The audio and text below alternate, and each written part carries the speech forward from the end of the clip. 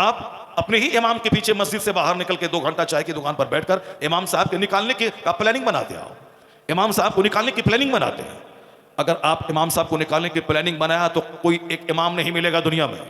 अगर आपने इमाम की कदर नहीं की और इमाम को 50,000 25,000 पे तनख्वाह नहीं दिया तो कोई बच्चा मदरसे में नहीं पढ़ेगा।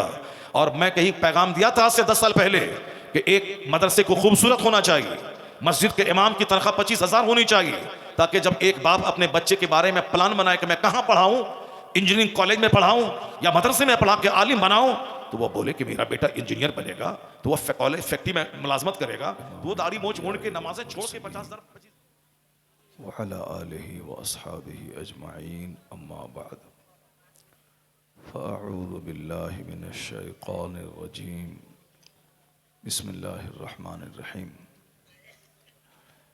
लक़द कान फ़ी क़ससिहिम इबरतुल लिउलिल अलबाब सदक़ल्लाहुल अज़ीम व सदक़ रसूलुहुन नबियुल करीम व नहनु अला ज़ालिका लमिनश शाहिदीन व शाकिरीन वल्हम्दुलिल्लाहि रब्बिल आलमीन।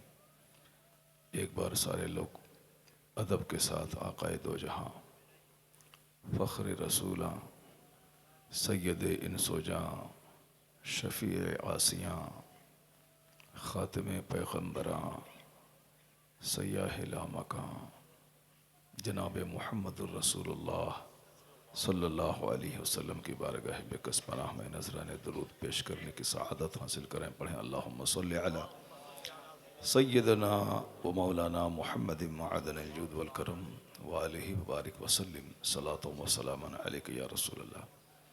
एक छोटा सा मुख्तसर दरूद है जिसको हमेशा ज़बान पे जारी रखना चाहिए, वो है अस्सलातु वस्सलामु अलैका या रसूलल्लाह। तो सारे लोग मिलकर इसको पढ़ें, अस्सलातु वस्सलामु अलैका या रसूलल्लाह। गरीबी दूर करने का सबसे बेहतरीन नुस्खा है हुजूर पर दरूद भेजना।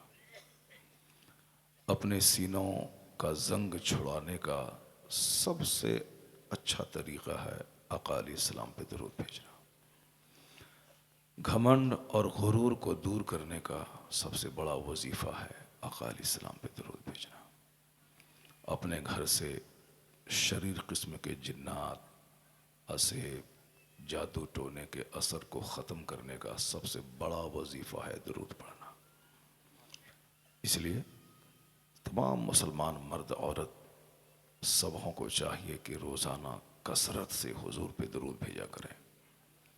कम से कम 500 बार रोज़ाना जो दरूद पढ़ता है, कुछ ही दिनों के बाद गरीबी का ख़ात्मा होने लगता है और मालदारी का आगाज़ होने लगता है।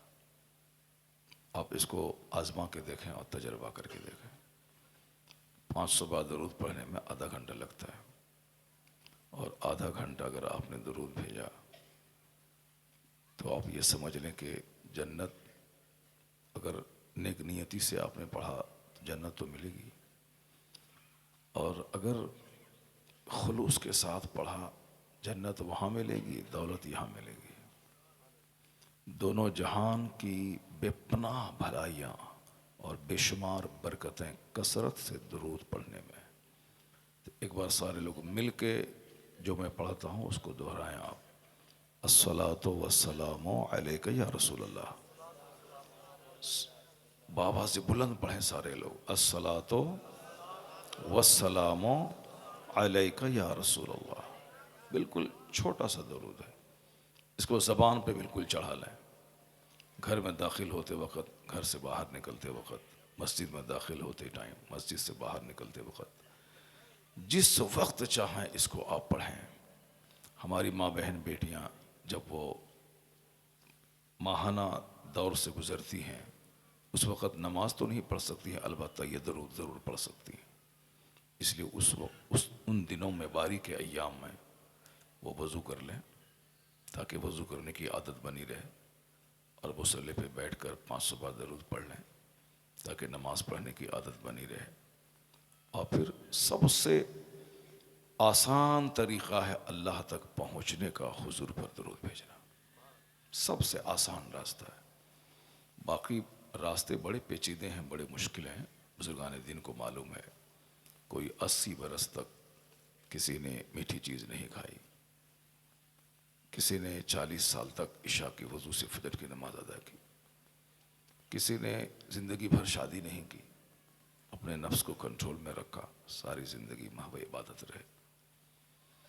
ये सारे तरीक़े हैं, बिल्कुल आम लोगों के लिए एक इजी और सिंपल रास्ता है हुजूर पर कसरत से दरूद भेजते रहना।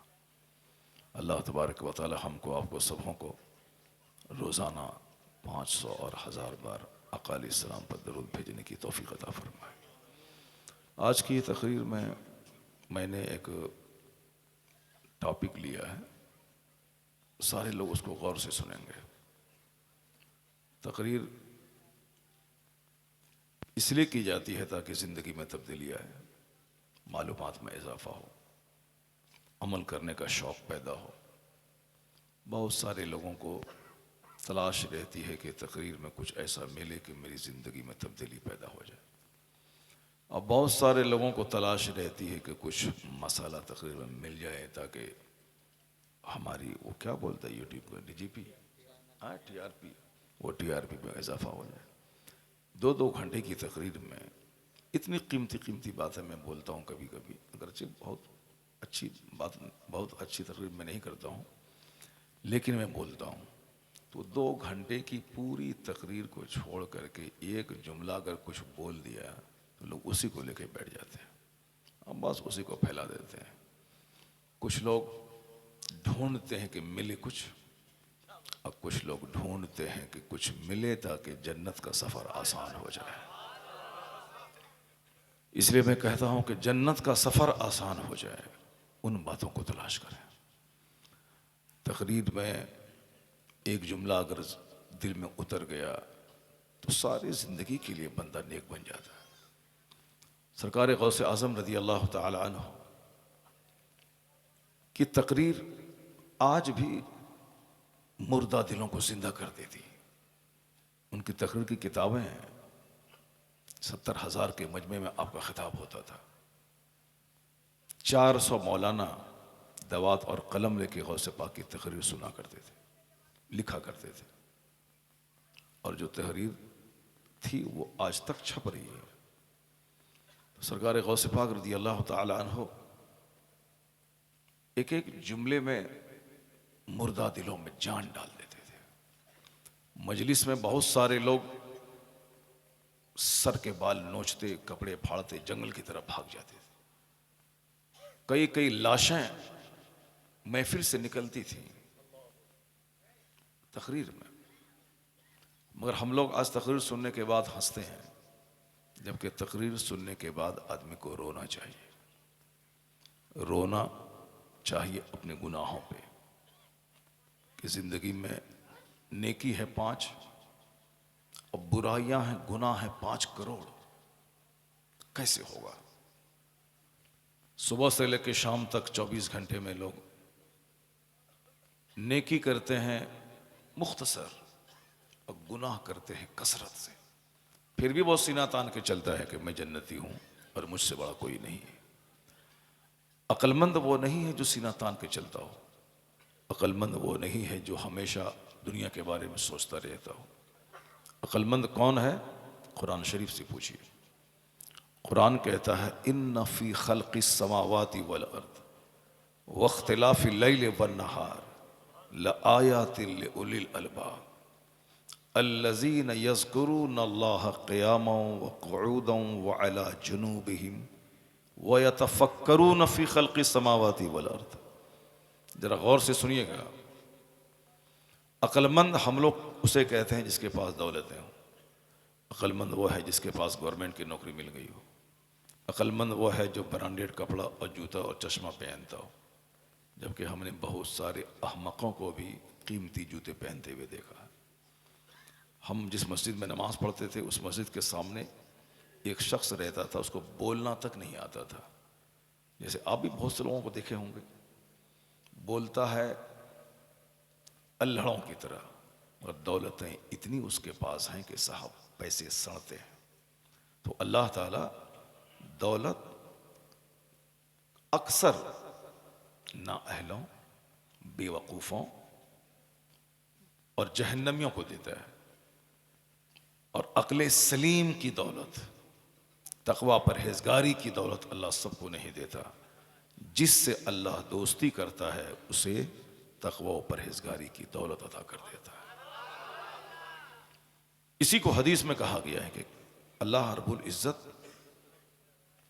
अपने बंदों को दुनिया से ऐसे ही बचाता है जैसे तुम अपने बीमारों को पानी से बचाते हो।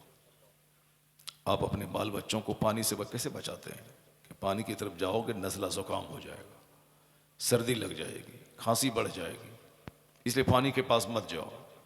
तो आक़ा इस्लाम फरमाते हैं कि अल्लाह ताला अपने महबूब बंदों को दुनिया की दौलतों से ऐसे ही बचाता है जैसे तुम अपने बीमारों को पानी से बचाते हो। मगर हम लोग क्या सोचते हैं कि जिनके पास बहुत दौलत है अल्लाह ताला का बहुत बड़ा एहसान है उस पर, अल्लाह ताला बहुत नवाज रहा है उसको। ऐसा नहीं है। फिरौन को अल्लाह ने 400 साल की लंबी हुकूमत जिंदगी दी और मिस्र की बादशाहत दी। इसका ये मतलब नहीं कि अल्लाह ताला उनको बहुत चाहता था। है क्यों बात कर रहे हो यार, बड़ा मसला है। पहली वजाहत मैं कर दूं कि जो कुछ भी सामने तमाशा होता है, मैं आज लगातार 15-20 साल से मैं कह रहा हूं कि तस्वीर कशी करना, फोटो खिंचवाना ये सब हराम है। वीडियोग्राफी, सरकार ताजुल शरिया का जो मौक़िफ़ है वही हमारा है। हमने आज तक अपना कोई चैनल नहीं बनाया। हमने आज तक पूरे 25-30 साल तकरीरी पीरियड में कभी भी मैंने अपनी तकरीर को रिकॉर्ड नहीं किया। टेप रिकॉर्डर के ज़माने में भी नहीं किया, और अभी इस वीडियोग्राफी के वक्त में भी जब लोगों ने ऐसा कर लिया है, हर मोबाइल में कैमरा है, इस वक्त भी नहीं किया है। लोगों ने किया है, मैं मसला बता देता हूँ, उसके ज़िम्मेदार वो हैं। मैं कहता हूँ नमाज पढ़ो, लोग नमाज नहीं पढ़ते, मैं क्या करूँ। मैं कहता हूँ सच बोलो, लोग नहीं बोलते, मैं क्या करूँ। अब किसी की गर्दन में चादर डाल के मैं मस्जिद में घुसा नहीं सकता हूँ। आलिमों पर गर्दन में चादर डाल के मस्जिद घुसेड़ना ये ज़रूरी नहीं है। सिर्फ अल्लाह का पैगाम पहुँचा देना, और यही पैगाम पहुँचाना सारे नबियों पर भी था। नबियों पे फ़र्ज़ था कि आप अल्लाह का पैगाम बंदों तक पहुँचा दें, और किसी को दबाव डाल के मस्जिद नहीं घुसाना है। नहीं मानेगा तो कत्ल कर देंगे, नहीं। तमाम अंबिया कराम सिर्फ दीन का पैगाम पहुंचाते थे, और उन्हीं अल्लाह के कलाम के पहुंचाने के दरमियान काफिरों के हुजूम में से 2-4-10-20 कलमा पढ़ के साहिब ईमान हो जाते थे। ये क़यामत तक नाइब पैगंबर पर भी यही लाजिम है कि बिल्कुल एहसन तरीके से आप लोगों तक अल्लाह का पैगाम पहुंचाएं, कुरान सुनाएं, हदीस सुनाएं। उसी में से कुछ लोग खींच के आएंगे, नमाजी बनेंगे, नेक बनेंगे, परहेजगार बनेंगे। इसलिए आलिम दीन पर भी इतना ही है कि अल्लाह का पैगाम लोगों तक पहुंचा दे। तो हमने अपनी बात बता दी कि हम इस मौक़िफ़ के हामिल हैं कि तस्वीर खींचना हराम है। यहाँ लोग तकरीर सुनने के बाद अमल ही नहीं करते, और मोबाइल से वीडियो बनाना, फ़ोटो बनाना, और 2-4 दिन के बाद उसको डिलीट कर देना एक दुनियादारों की एक हॉबी बन गई है।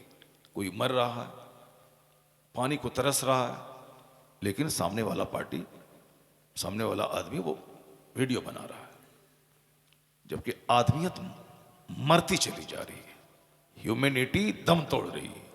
उस वक़्त वीडियो नहीं बल्कि उस मरने वाले को पानी देना चाहिए, उस मरने वाले को उठा के हॉस्पिटल ले जाना चाहिए। मगर लोग आदमियत से बिल्कुल खाली हो रहे, सिर्फ वीडियोग्राफी, फोटोग्राफी, बच्चे का फोटो, बीवी का फोटो, घर का फोटो। अल्लाह ने मुझे कमोबेश 1 करोड़ का एक घर शहर में दिया है, लेकिन मेरे मोबाइल में आज तक न स्क्रीन पे उस घर का फोटो है, न अंदर में कोई फोटो है, न मैंने आज तक रुमाल बारी को दिखलाया मैंने कि मैंने अपना ये घर बनाया है। 4 मंजिला घर अल्लाह ने दिया मुझको शहर में, पूर्णिया शहर में, मगर मैंने आज तक मेरे मोबाइल में पूरा खंगाल है, आप खंगाल है। मैंने कभी उस अपने मकान का फोटो लेकर के मैंने अपने किसी दोस्त को नहीं दिखलाया। अगरचे जायज़ है, मकान जानदार नहीं है, जानदार की तस्वीर हराम है। गार्डन, मकान, पहाड़, डेजर्ट, रेगिस्तान, समंदर, नदी नाला, उसकी तस्वीर बनाई जा सकती है बेजान चीज़ की, जानदार की नहीं, इंसान की, जानवर की। जानदार की तस्वीर नहीं बनाना चाहिए। और क़यामत के दिन सख्त अजाब उस पर होगा जो तस्वीरें बनाता है। सख्त अजाब हुआ क़यामत के दिन।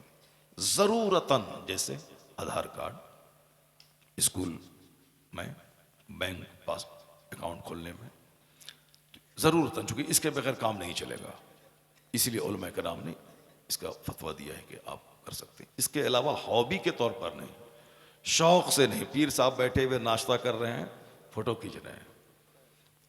पीर साहब अपनी नवासी को गोद में खिला रहे हैं, अब उसका फोटो, ये एक तमाशा लोगों ने बना दिया है। वो तो कहिए कि आज जो कुछ भी थोड़ी सी पाकीज़गी बची हुई है, वो मेरे शेख तरीक़त सरकार ताजुल शरिया के सख्त मौक़िफ़ का असर है कि आज कुछ पाकीज़गी मस्जिदों में, मदरसों में, जलसा गाहों में बची हुई है, वरना हालात इतने ख़राब हैं कि कोई इससे बच नहीं सकता है। तो मैं आपसे कहता हूं कि जब मेरे घर की तस्वीर नहीं है, तो हमारी बीवी की तस्वीर नहीं है मेरे फोटो, जबकि हमारा दोस्त अहबाब दिखलाता है कि हज़रत ये हमारी बीवी, उनको बोलने में शर्म भी नहीं आती, जबकि अपनी बीवी को दूसरों को दिखाना नहीं चाहिए, और वो दिखलाता है अपने बच्चों को, हुजूर ये मेरा बेटा 4 साल का हो गया, जरा देख लिया जाए। इस तरह की बातें लोग करते हैं। जानदार की तस्वीर नहीं। ज़रूर वो तस्वीर खींचना, बाल बच्चों की मोबाइल में रखना ज़रूरी नहीं है। मोबाइल की स्क्रीन पे लोग तस्वीर लगा बैठे हैं, मोबाइल की स्क्रीन पे साहब अपने बाल बच्चों की तस्वीर, अपनी बीवी की तस्वीर, इंतहा हो गई। उसके बाद फिर ज़बान से क्या बोलते हैं, लब्बैक या रसूल अल्लाह, लब्बैक या रसूल अल्लाह। मैं कहता हूँ ये लब्बैक या रसूल अल्लाह खाली खोली मत बोलो। जब सारे लोग दाढ़ी मूंढने लगे, हुजूर के फरमान पर अमल करते हुए दाढ़ी रख के बोलो लब्बैक या रसूल अल्लाह। हुजूर आपने कहा दाढ़ी रखो, मैं हाजिर हूं, मैंने दाढ़ी रख ली। अजान हो मस्जिद में हाजिर हो जाओ, बोलो लब्बैक या रसूल अल्लाह। हुजूर आपने कहा नमाज पढ़ो, मैं मस्जिद में हाजिर हो गया। नमाज फज्र से पहले कड़ाके की सर्दी में नहा धोकर मस्जिद में आ जाओ, बोलो हुजूर आपने कहा है रकाअतल फज्र खैरु मिन दुनिया व मा फिहा। फजर की 2 रकत नमाज दुनिया और दुनिया में जो कुछ है उससे बेहतर है। हुजूर मैं नहा के मस्जिद आ गया, लब्बैक या रसूल अल्लाह। ये होना चाहिए। बस हाथ में फोटो है, स्क्रीन पे बाल बच्चों की तस्वीर है, लब्बैक या रसूल अल्लाह। दाढ़ी मुंडी हुई है, लब्बैक या रसूल अल्लाह। नमाज फजर, ज़ोहर, असर, मगरिब सब छोड़ के बैठे हैं, लब्बैक या रसूल अल्लाह। सिर्फ बगैर समझे बुझे दूसरों की नकल करना, दूसरा जो बोल रहा है उसकी नकल करना, क़यामत की निशानी है कि आखिर ज़माने में अक्सर लोगों की अक्लें छीन ली जाएंगी, अक्सर लोगों की अक्लें छीन ली जाएंगी। लोग दीवाने की तरह करेंगे, पागल की तरह करेंगे। अब इसको क्या कहेंगे कि एक कड़ाके की सर्दी में एक कमज़ोर सिन्फ है, जिन्स है, औरत कमज़ोर है, उसका जिस्म नाजुक और लतीफ़ है, उसकी अक्ल कमज़ोर है, लेकिन कड़ाके की सर्दी में वो ठठर रही है, फिर भी अपने सर पे चादर नहीं डाल रही है। क्यों? कि मेकअप बिगड़ न जाए। साहब नीम बरहना लिबास है, ठठर रही है, फिर भी पूरे जिस्म को ढांप नहीं रही। क्यों? जिस्म की नुमाइश। लेकिन बाजू में एक मर्द है जो 1 कुंटल मिट्टी अपने सर पे उठा सकता है, जो समंदर में गोता लगा के मोती निकाल सकता है, जो 5-5, 10-10 घंटे खेत में हल चला के खेती करता है। मर्द ताकतवर होते हैं, इसका चमड़ा मजबूत होता है, इसकी हड्डी मजबूत होती है, इसकी अक्ल भी मजबूत होती है, इसका सीना भी मजबूत होता है। कि एक मर्द अपनी बीवी का सारा सितम सह लेता है, उनकी सारी जिद, उनके सारे गुस्से को अपने सीने में जब्त कर लेता है। घर आबाद रहता है, घर चलता रहता है। वो अपनी बीवी की ज़बानी माँ, बहन, फूफी, चची सबकी शिकायत सुनता है, मगर एक मजबूत सीना लेके सबको वो सहता है। ये मर्द है जो राहुल गांधी की तरह टी शर्ट पहन के कड़ाके की सर्दी में चले, मर्द है। औरतें नहीं करेंगी। अल्लाह ने उसके जिस्म पे दाढ़ी के बाल नहीं हुआ है, चूंकि वो नर्म नाजुक है, वो इस काम के लिए नहीं पैदा हुई। लेकिन अजीब तमाशा है, औरत होने के बावजूद हाफ पैंट पहन के कड़ाके की सर्दी में खड़ी है। और ये मर्द है कि अंदर में इनर, ऊपर में पैंट, अंदर में इनर, बनियान, फिर शर्ट, उसके ऊपर में कोट। ये मर्द अगर सिर्फ बनियान पहन के रहता तो भी जाड़े से मुकाबला कर सकता था। लेकिन किस कदर उल्टी रीत है कि सिनफ नाजुक नीम बरहना खड़ी है और ये मर्द 5 कपड़े पहने हुए हैं। इसे क्या कह सकते हैं आप? सारा काम उल्टा पुल्टा हो रहा है। यही वजह है कि नवंबर आज 20 तारीख हो गई, कड़ाके की सर्दी नहीं आई, मौसम भी अपना मजाज बदल लिया। बारिश होनी चाहिए कब, बारिश होती हो कब। बारिश ने भी अपना मजाज बदल लिया है। लोग बदल गए, लोगों के जीने का अंदाज बदल गया, लोगों की सोच बदल गई। और ये कहते हैं कि अल्लाह कहाँ है, रसूल पाक की मदद कहाँ है। बुजुर्गों ने कहा कि मत बोल अल्लाह कहाँ है, गरीबान में झांक के देखे तू कहाँ है, तू कहाँ है, तेरा घर कहाँ है, तेरे बाल बच्चे कहाँ हैं, तेरी तहजीब कहाँ है, तेरा कल्चर कहाँ है, तेरी संस्कृति कहाँ है, तेरी सभ्यता कहाँ है। देख तू आज बदल जा, खुदा की रहमतें तेरा इस्तिकबाल करने को तैयार है। तू आज बदल जा, दूसरों का गुलाम मत बन। अल्लाह का एक महबूब है, उस महबूब को अल्लाह ने हमारे लिए नमूना बना के भेजा ताकि मैं जहन्नम नहीं जाऊं, मैं जहन्नम से बच जाऊं, मैं जन्नत जाऊं। बस अल्लाह के महबूब की अदाओं की नकल करनी है, उनसे मोहब्बत करनी है, उनकी पैरवी करनी है। जन्नत तो वहां मिलेगी, सल्तनत यहां मिलेगी, इज्जत यहां मिलेगी, राहत यहां मिलेगी। और अल्लाह ने अपना वादा सच्चा करके दिखलाया। अरब के वह लोग जो खाना बदोश कहलाते थे, जिनका घर कांधे पे रहता था, जो बकरियां चराते थे, जो ऊंट चराते थे। हजरत उमर फारूक रदी अल्लाह तआला अन्हु ऊंट चरा रहे थे, एक रास्ते से गुजर रहे थे। खलीफतुल मुस्लिमीन बनने के बाद आपके पीछे फौज थी। जब मक्का की उस पहाड़ी के पास से गुजरने लगे तो आप वहां खड़े हो गए चिलचिलाती धूप में। आप गौर से नीचे की जगह को देखने लगे। लोगों ने कहा हुजूर क्या देख रहे हैं? कहा मैं वही उमर हूं जो कभी यहां ऊंट चराया करता था, मैं वही उमर हूं जो कभी यहां ऊंट चराया करता था। आपका मजमा देखकर बहुत खुशी हो रही है, मुझको ऐसा लग रहा है कि मैं आज 2-2.5 घंटे का खिताब कर दूं, लेकिन अगर 2-4-10 लोग उठ गए तो मैं 1 घंटे के अंदर में तकरीर ख़त्म कर दूंगा। अब 1 घंटा भी बहुत है, डॉक्टर भी कहते हैं 1 घंटा ही बोलिए, हमारे दोस्त अहबाब भी बोलते हैं कि 1 घंटा ही बोलिए। जब सारे लोग आधा घंटा बोलने को घड़ी देखते हैं और आप 3 घंटा के बाद घड़ी देखते हैं, क्या समझ रहे हैं? क्यों इस तरह जान दे रहे हैं आप? तो अब हमने भी अब पैटर्न अब बदलने का चाहा कि अब 3 व 2-2.5 चल नहीं चलेगा, बस सिर्फ 1 घंटे की तकरीर होगी। क्या रमान बरी साहब हैं? बस 1 घंटे में अपनी बातें कहते हैं। अब जरा गौर से सुनिए। उमर फारूक रदी अल्लाह तआला अन्हु उस जगह को गौर से देखने लगे। लोगों ने पूछा हुजूर क्या देख रहे हैं?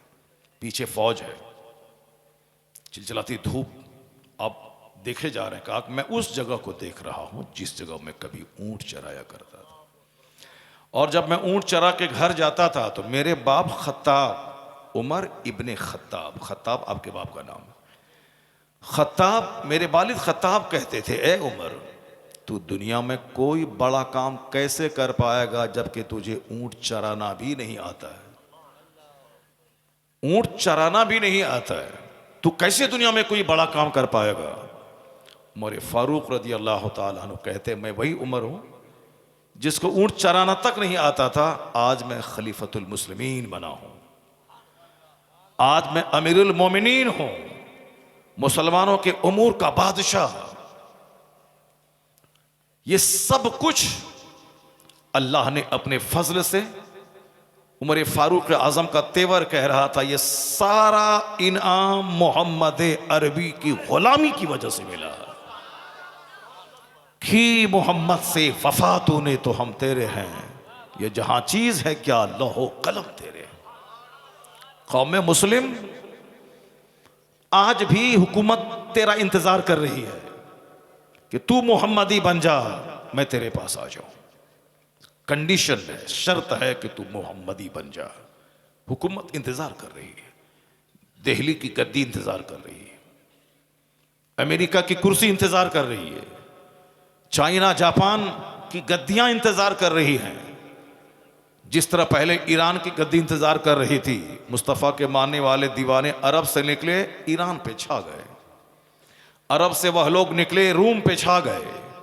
मोहम्मद इब्ने कासिम मुट्ठी भर अपने दोस्तों के साथ अरब से निकले, इंडिया आए, हिंदुस्तान पे छा गए। उन लोगों की मेहनतों का नतीजा था कि 1000 साल तक इस मुल्क के हिंदुस्तान पे मुस्तफ़ा के गुलामों का शासन रहा। तो जिनकी हुकूमत इतने दिनों तक रही हो, आज वह हुकूमत के लिए तरस रहा है, आज वह नौकरी के लिए तरस रहा है, आज वह मुलाजमत के लिए तरस रहा है। 50-50 लाख रुपए रिश्वत दे के नौकरी का इंतजार कर रहा है, अपनी जमीन बेचकर नौकरी का इंतजार कर रहा है। साहब मुशरिक प्रधान के दरवाजे पे रोजाना हाजिरी देकर उनकी गुलामी का इजहार करके नौकरी के इंतजार में 5 साल से पड़ा हुआ है कि प्रधान जी नजर कर दें ताकि नौकरी मुझको मिल जाए, चपरासी की नौकरी मिल जाए, गेट का लोहा उठाने और गिराने की नौकरी मिल जाए, नौकरी मिल जाए। नौकरी के लिए ये लालायित है और बेचैन है, और हुकूमत इनका इंतजार कर रही है कि तू औरंगजेब बन जा, हिंदुस्तान तुम्हारा इंतजार कर रहा है। सब बस एक्टिव बन के दुनिया में जीना है, गुलाम मुस्तफ़ा बन जाए, इल्म हासिल करें, एक्टिव रहें, एक एक मिनट का सही इस्तेमाल करें। खेत गए बगैर वहां से गेहूं की फसल उपज के घर नहीं आती है, धान लगाए बगैर वहां से अगहन के मौसम में 100 कुंटल बासमती धान हमारे घर में नहीं आता है।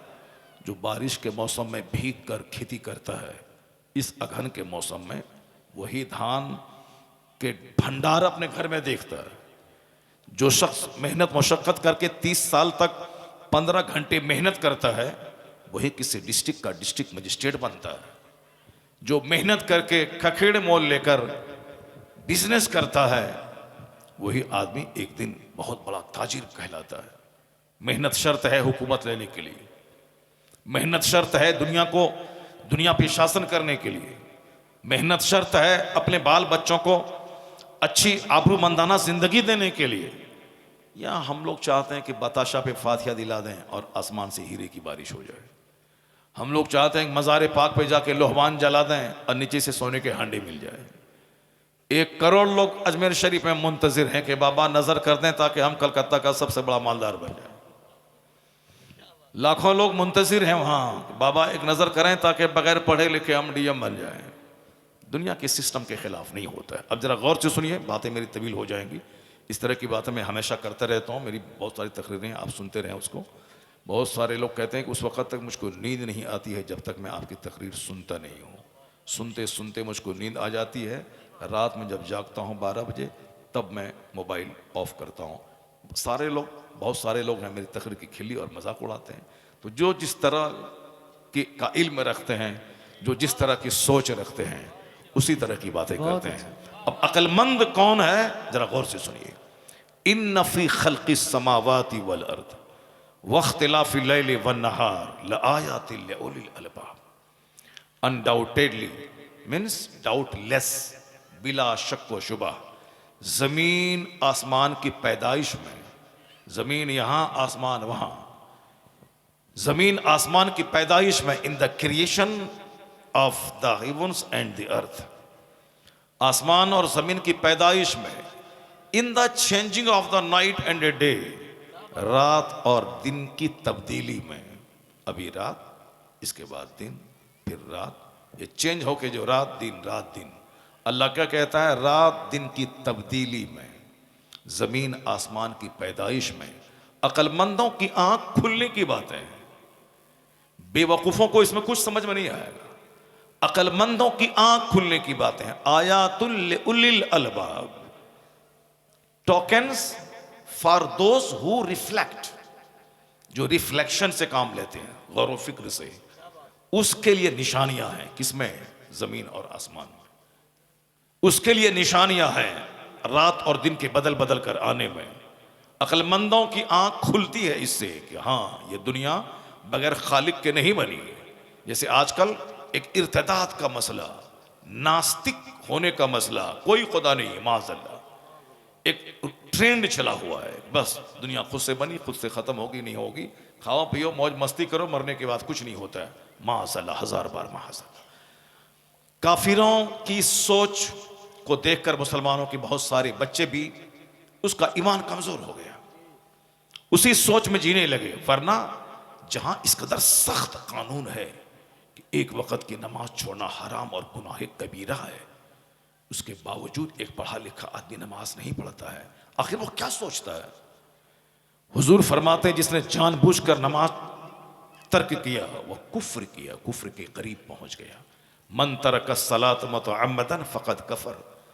इतनी सख्त ताकीद सुनने के बावजूद बंदा नमाज नहीं पढ़ता है। क्या सोचता है वो? क्या समझ रहा है? जरूर कुछ हलचल मच रही है दिमाग में। या तो ये हलचल है कि अल्लाह सब माफ कर देगा, या फिर ये है कि ये सब कहने सुनने की बातें हैं, कुछ होता होता नहीं है। माज़अल्लाह, हजार बार माज़अल्लाह। जबकि निगाहों के सामने देखता है कि 18 साल का जवान एक्सीडेंट किया, लाश के हजारों टुकड़े हो गए, बाइक से टक्कर, घर से निकला मुस्कुराते हुए, पान और गुटखा खाते हुए, 5 मिनट के बाद एक्सीडेंट किया, अब वहां से उसकी डेड बॉडी वापस आ रही। अभी मैंने कहा कि उत्तराखंड का एक आदमी मार्केटिंग करने के लिए, वो साहब बाजार आया था और मार्केटिंग करके लौट रहा था, रात भर शॉपिंग किया, लौट रहा था, रास्ते में आंख लगी ड्राइवर की, गाड़ी के 10 लोग सब स्पॉट डेथ कर गए। एक ही फैमिली के, लड़का भी उसमें था, लड़के का बाप भी उसमें था, लड़के का भाई भी उसमें था। अब एक ही फैमिली के सारे लोग स्पॉट डेथ कर गए। फिर भी लोग नहीं समझेंगे, नहीं समझेंगे उससे, नहीं वो मरा है, हम नहीं मरेंगे। हुजूर आका अलैहिस्सलाम ने क्या कहा था? लौ तअलमून मा अअलम लज़हिकतुम कलीलन व लबकैतुम कसीरा। आका फरमाते हैं, अगर तुम वो बात जान लो जो मैं जानता हूं तो तुम हंसोगे कम, रोगे ज्यादा। क्योंकि अभी आखिर जमाने में अकलें सबकी छीन ली जाएंगी, इसलिए सब हंसेगा। कोई राजू श्रीवास्तव की नकल करके हंसेगा, कोई उमर शरीफ की नकल करके हंसेगा, कोई चार्ली चैपलिन की नकल करके हंसेगा। सब हंसना चाहता है, कॉमेडी, पियानो, राह, नाचना, थिरकना, ताकि गम हल्का हो, बीमार नहीं पड़े। आजकल एक ट्रेंड चला हुआ है कि हंसते रहिए ताकि बीमार नहीं पड़िएगा। डॉक्टर साहब कहते हैं कि लाफिंग, हंसते रहिए ताकि बीमारी आपके करीब नहीं आए। राजू श्रीवास्तव का नाम सुना आप लोगों ने? हंसता था, हंसाता था, ऐन जवानी में मर गया, चला गया। वो तो हंसाता था करोड़ों को हंसाता था, बूढ़ा भी नहीं हुआ था वो। अचानक बीमारी आई, चला गया। आपने नाम सुना होगा, एक फिल्मी बहुत स्मार्ट एक्टर था, Sushant Singh Rajput. Smart, lean and थीन, खूबसूरत, हैंडसम जवान, बिहार पटना का था, फिर सब बोल रहे हैं। लेकिन इसी कोरोना काल में फांसी के फंदे पे लटक गया, मर गया। क्या क्या कमी थी? बंबई, करोड़ों का घर, फिल्म इंडस्ट्रीज में काम, मस्त रहता, हंसता रहता था। जो ज्यादा हंसता है वो ज्यादा रोता है। इसलिए ये फॉर्मूला बंदे का कि हंसते रहिए बीमारी नहीं आएगी, मुस्कुराते रहिए बीमारी नहीं आएगी, 100% गलत फॉर्मूला, गलत। और हमसे सुनिए कि साहब बीमारी कैसे दूर भागेगी? बीमारी दूर वहां भागेगी जहां हर वक्त अल्लाह का जिक्र होता रहता है, और जहां दुनिया के डॉक्टर की बात नहीं, जहां मुस्तफा की बात मानी जाती है, वहां बीमारी भागती रहती है। मदीना तैयबा में आका अलैहिस्सलाम के पास मिस्र का बादशाह एक डॉक्टर को भेजा था और दूसरा भी तोहफा भेजा था कि आका सरकार इस गुलाम का तोहफा कबूल कर लीजिए। आका अलैहिस्सलाम ने दूसरा तोहफा तो कबूल कर लिया, लेकिन डॉक्टर को यह कहते हुए वापस कर दिया कि डॉक्टर की बदीने को हाजत नहीं है, क्योंकि हमारे यहाँ बीमार ही कम पड़ते हैं, हमारे यहाँ बीमार कम पड़ते हैं लोग, इसलिए तबीब की हाजत नहीं है। अब कम क्यों पढ़ते हैं? आका फरमाते चूंकि हमारे लोग जब भूख लगती है तब खाते हैं, और अभी भूख बाकी रहती है खाना छोड़ देते हैं। एक जबरदस्त फॉर्मूला है बीमारी से बहुत हद तक बचने का। जब भूख लगे तब खाएं। यहां लोग सोचते हैं कि नाश्ते में भी 4 रोटी खा लूं, 11 बजे भी बिस्किट और चाय पी लूं, फिर जोहर के बाद 2 बजे भी बिल्कुल गर्दन तक चावल दाल और पापड़ सलाद सब खा लूं, फिर 4 बजे एक बिस्किट और चाय पी लूं, समोसा खा लूं, फिर मगरिब के बाद एक चाय पी लूं, फिर रात में इशा की नमाज के बाद बिल्कुल दबा करके गले तक मैं खाना खा लूं। और जब रात में भूख नहीं लगती है तो डॉक्टर के पास चला गया, हुजूर सर भूख नहीं लगी। बताइए, इन नाश्ता में 4 रोटी खाया है, दोपहर में दबा के खाया है, अब ये चाहता है कि रात में भी उसी तरह खाऊं। और ये काम कौन करता है? ये काम 50 प्लस 60 प्लस लोग जो 60 साल से ऊपर चले गए, उनको भूख नहीं लग रही है। अब वो कहता है कि डॉक्टर बाबू मुझको भूख नहीं लग रही है। डॉक्टर साहब कहते हैं कि ये टिकिया ले लो, ये दवाई ले लो, ये एसिलॉक ले लो, या डाइजिन ले लो, ये ले लो, ये खाओ, उसके बाद भी भूख नहीं लगती है। डॉक्टर साहब हार्ड दवाई दिया, बस 2-4 दिन भूख लगी, फिर गैस बनी, फिर भूख खत्म। मैंने अभी परसों एक उस बूढ़े को मैंने कहा, डॉक्टर के सामने कहा, ये दवाई की जो पोटली लेके जा रहे हैं कि भूख लगे खाना खाया नहीं जाता है। मैंने कहा अगर जीना चाहते हैं तो सिर्फ 2 टाइम खाइए, एक सुबह नाश्ते में खाइए और फिर रात में खाइए। दोपहर में भूख लगे तो एक बिस्किट ले लीजिए, बाकी यहां तक दबा के मत खाइए, सिर्फ 2 टाइम खाइए। अभी 70 साल की उम्र में जो आप चाहते हैं कि 25 साल वाली ताकत रहे, मैं खा लूं 10 रोटी, 25 साल की उम्र में आपकी दाढ़ी के बाल, सर के बाल काले थे, और अभी देखिए 25 साल में आप बिल्कुल यंग जवान थे, अभी अपनी हड्डी और अपने चमड़े को देखिए आप। तो क्या चाहते हैं कि जो खाना 25 साल में खाते थे वही खाना 80 साल में भी खाएं? नहीं होगा। एक बहुत बड़े बुजुर्ग ने कहा, अल्हम्दुलिल्लाह मैं सेहतमंद हूं उस 70-80 साल की उम्र में भी। मैंने कहा राज क्या है? कहा राज है ज्यादा भूखा रहना, राज है ज्यादा भूखा रहना। सेहतमंद रहने का फॉर्मूला है कम खाना। और आज बीमारियां बढ़ गई, चूंकि 99% लोग गले तक दबा के खाना शुरू किया।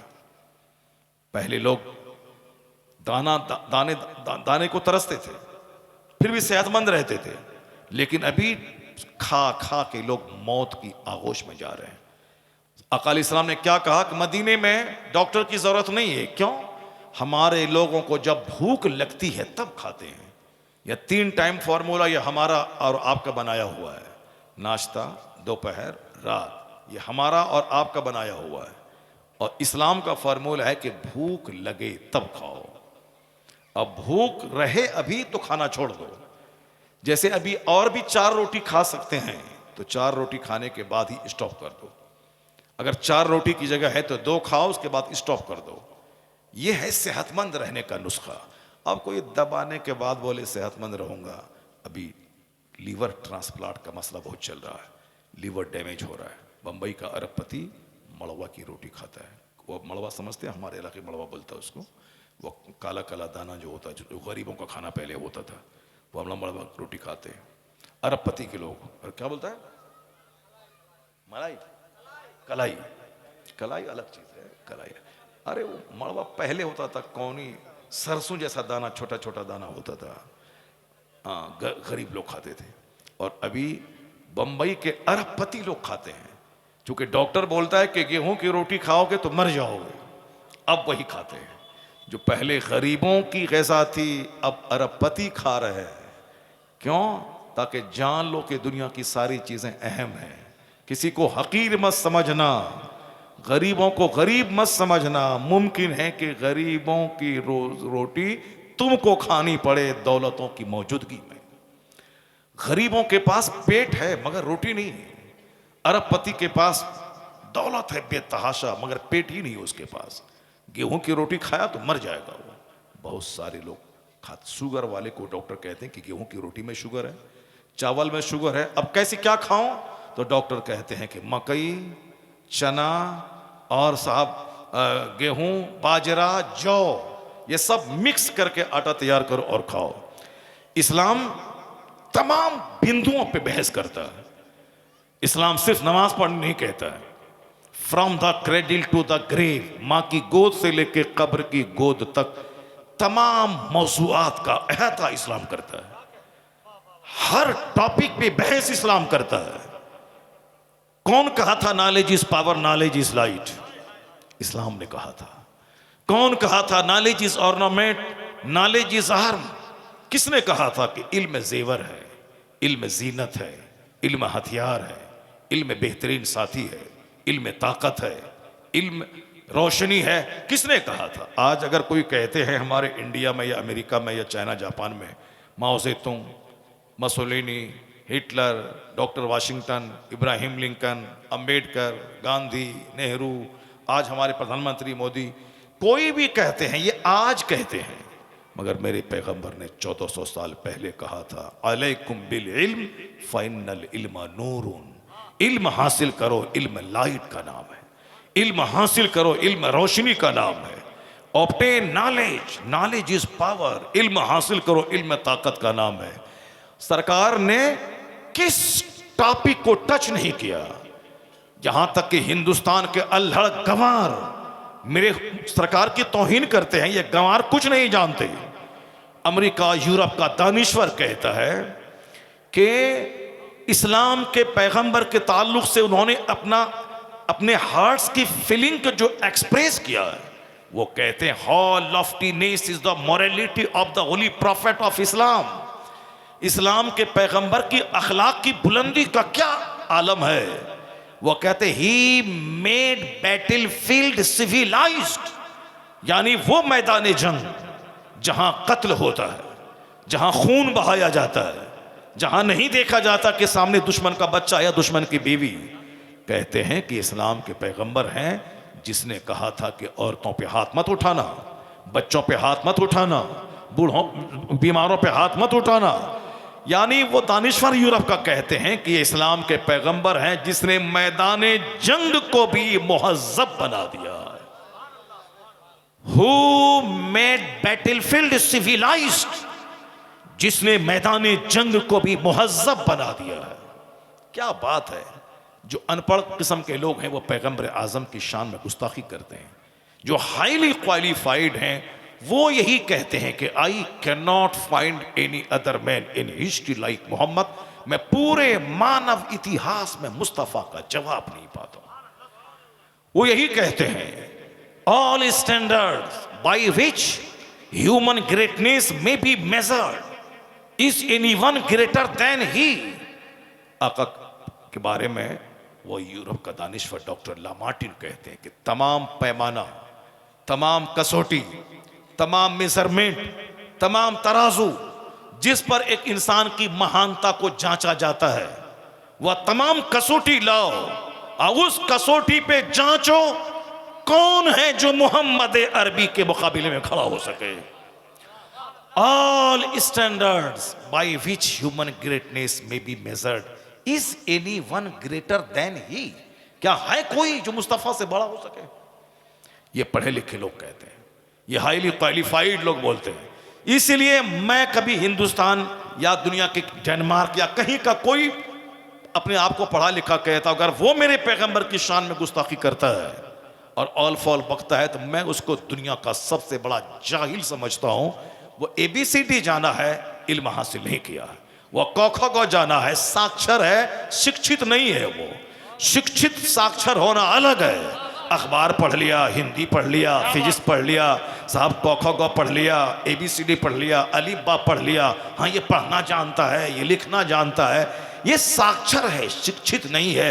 शिक्षित का मतलब तालीम याफ्ता, एजुकेटेड। जब इल्म सीने पे आता है तो जहालत का खात्मा होता है और इल्म आदमी को राइट और रॉन्ग में डिफरेंशिएट करने का ढंग सिखाता है, हक और बातिल में फर्क करने का तरीका सिखाता है।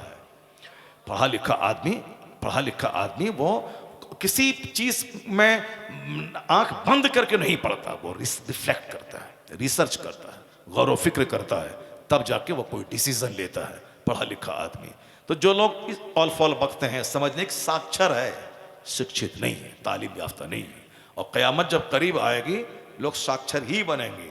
ABCD क ख ग, मैथमेटिक्स A+B, बस यही सब जानेंगे वो आला तालीम है जो आदमी को इंसान बना दे। तालीम वो जो आदमी को खरी खोटे का फर्क सिखा दे।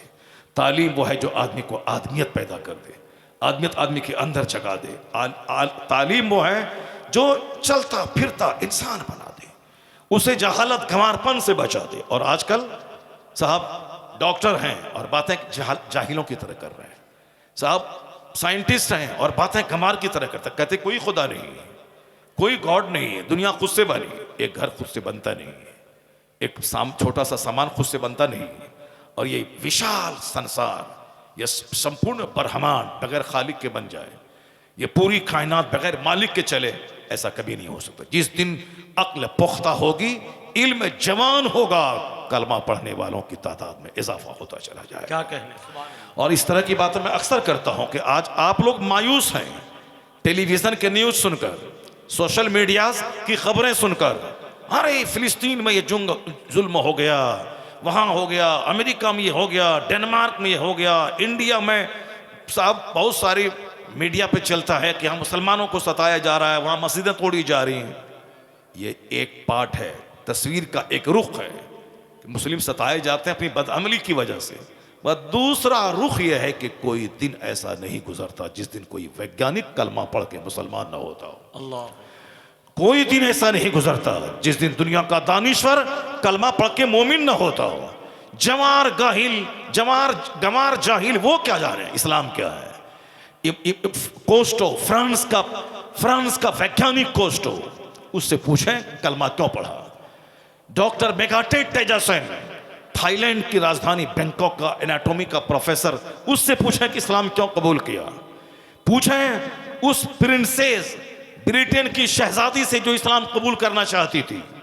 पूछें उससे रूस के प्रेसिडेंट से जो इस्लाम कबूल करना चाहता था। दुनिया में बहुत सारी ऐसी खबरें हैं जो इस मीडिया के लोग नहीं चलाते हैं। एक मोटी किताब है, कौन क्या पढ़ा और कलमा पढ़ के मुस्लिम कैसे बना। किस तरह दुनिया में एक इनकलाब, खामोश इनकलाब है। और अभी मैंने एक न्यूज़ सुनी कि 2015 से लेके 20 तक दूसरे मज़ाहिब के लोगों ने हिंदुइज्म को कबूल किया 30,000 की तादाद में, और इस्लाम कबूल किया है 30 लाख लोगों ने 5 साल के अंदर इस्लाम कबूल किया 2015 से लेके 2020 के अंदर में। और अभी जब से फिलिस्तीन की जंग चल रही है, जिस खबीस ने कहा था कि 3 दिन में गाजा को मैं फतह कर लूंगा, हमास को दुनिया से मिटा दूंगा, आज 1 साल 4 महीने हो गए। आज की न्यूज़ है कि नेतन्याहू ने ऐलान किया है कि जो भी मेरे बंधक का पता लगाएगा उसको 42 करोड़ रुपए देंगे। उसको इंडियन 42 करोड़ रुपए, 42 करोड़ रुपए, 42 करोड़ इंडियन करेंसी के हिसाब से, और वो शायद 5 मिलियन ऐसा कुछ बोला था कि 42 करोड़ रुपए उसको दूंगा जो मेरे बंधकों का पता लगाएगा कि कहाँ है। पूरी सुपर पावर है अमेरिका, और साहब पता नहीं लगा पा रहे कि हमारे बंधकों को कहाँ छुपाया गया। 3 दिन में मिटा देंगे। 1 साल 3 महीने से जायद का अरसा गुजर गया और अब तक वो गाजा को जीत नहीं पाया और अपने बंधकों को छोड़ा नहीं पाया। अब जरा गौर से सुनिए, इसी दरमियान में बहुत सारे लोग कलमा पढ़ के मोमिन बन गए यूरोप और अमेरिका में। क्यों? सुपर पावर मिल के इन निहत्थे थे कमजोर हाफिज कुरान, आलिम दीन, जिसको अल्लाह की ज़ात पर भरोसा है। एटम बम से ज़्यादा ख़तरनाक बम गाजा में गिराया गया, मगर उसके बावजूद आज हमास जिंदा है और फिलिस्तीन के मुसलमान जिंदा हैं, शान से रह रहे हैं। यह इस बात की दलील है कि एटम बम भी वहाँ काम नहीं करता जहाँ इस्लामी ताकत काम क्या करती है। इनके पास सब्र की ताकत है, मुसलमान के पास तवक्कुल की ताकत है, इनके पास कुरान की ताकत है, इनके पास मुस्तफ़ा की रहमतुल लिल आलमीन की ताकत है, इनके पास खुदा पर एतमाद की ताकत है। तो आज इसको देखकर गैर मुस्लिम कलमा पढ़ रहे हैं। और अफसोस की बात तो यह है कि हमारा मुसलमान भाई इस जंग को देखने के बाद नमाजी नहीं बना, तहज्जुद गुजार नहीं बना, चाश्त इशराक नहीं पड़ा। होना यह चाहिए था अल्लाह की मदद आंखों से देखते हुए कि फिलिस्तीन आज तक जिंदा है, 70 साल से जुल्म हो रहे हैं। वहां की औरतें फिलिस्तीन नहीं छोड़ती हैं, इसलिए नहीं छोड़ती हैं कि मैं आज मेरा बच्चा नहीं तो आज मेरे बच्चे का खून रंग लाएगा, कल जरूर क़िबला अव्वल यहूदियों की गिरफ्त से आजाद हो जाएगा। आजाद होगा फिलिस्तीन, क़िबला अव्वल। और अब आजादी के बिल्कुल करीब पहुंच चुका है। यहूदियों का सत्यानाश होगा। अब ये शिकस्त खाएंगे और यही मुट्ठी भर दीवाने मुस्तफ़ा के पूरी दुनिया में झंडा लहराएंगे। वो वक्त अब करीब आ रहा है। मुसलमानों का दिल इतना दुनिया की मोहब्बत में सख्त हो चुका है कि आंखों से देख रहे हैं कि जो बोला था 3 दिन में खत्म करूंगा, 1 साल 3 महीने में खत्म नहीं कर पाए। तो अब इसे क्या कह सकते हैं आप? तो अब मुसलमानों को कम से कम तहज्जुद गुज़ार होना चाहिए, नमाज चाश्त और इशराक पढ़ना चाहिए, नमाज पंजगाना पाबंदी से पढ़ना चाहिए, सच्ची तौबा करनी चाहिए, हराम को छोड़ के हलाल की तरफ लपकना चाहिए। मगर आज अगर कोई हिंदू हमारी मस्जिद के सामने अगर डीजे बजाता है तो हम तो दंगा फसाद के लिए तैयार हो जाते हैं, लेकिन मुसलमानों का एक बड़ा तबका बैंड बाजा मस्जिद के सामने बजाता है, मस्जिद के सामने से बारात ले जाता है, अपने डीजे को बंद नहीं करता है। किस कदर विडंबना, कितनी बड़ी ट्रेजेडी है, कितना बड़ा अलमिया है ये। आज गैर मुस्लिम हमारे उलमा के सामने आकर के वो हाथ जोड़ता है, कहता है कि आपने तावीज़ दी और हमारे बच्चे अच्छे हो गए, आपकी तावीज़ में बड़ा असर है। वो अपने हिसाब से अपनी ज़बान में कहता है कि भगवान तो हमारे घर में जो मिट्टी का पुतला है वो नहीं, भगवान तो आप हैं, जो आप तावीज़ दी हमारा बच्चा अच्छा हो गया। यानी बुतों के पुजारी इस तरह की बातें करते हैं। मस्जिद के दरवाजे पे मगरिब की नमाज के बाद हर शहर में 99% गैर मुस्लिम की औरतें छोटे छोटे बच्चों को लेकर खड़ी रहती है और ये कहती हैं कि बाबा फूंक देते हैं तो मेरा बच्चा अच्छा रहता है, बाबा फूंक देते हैं। ये क्या है?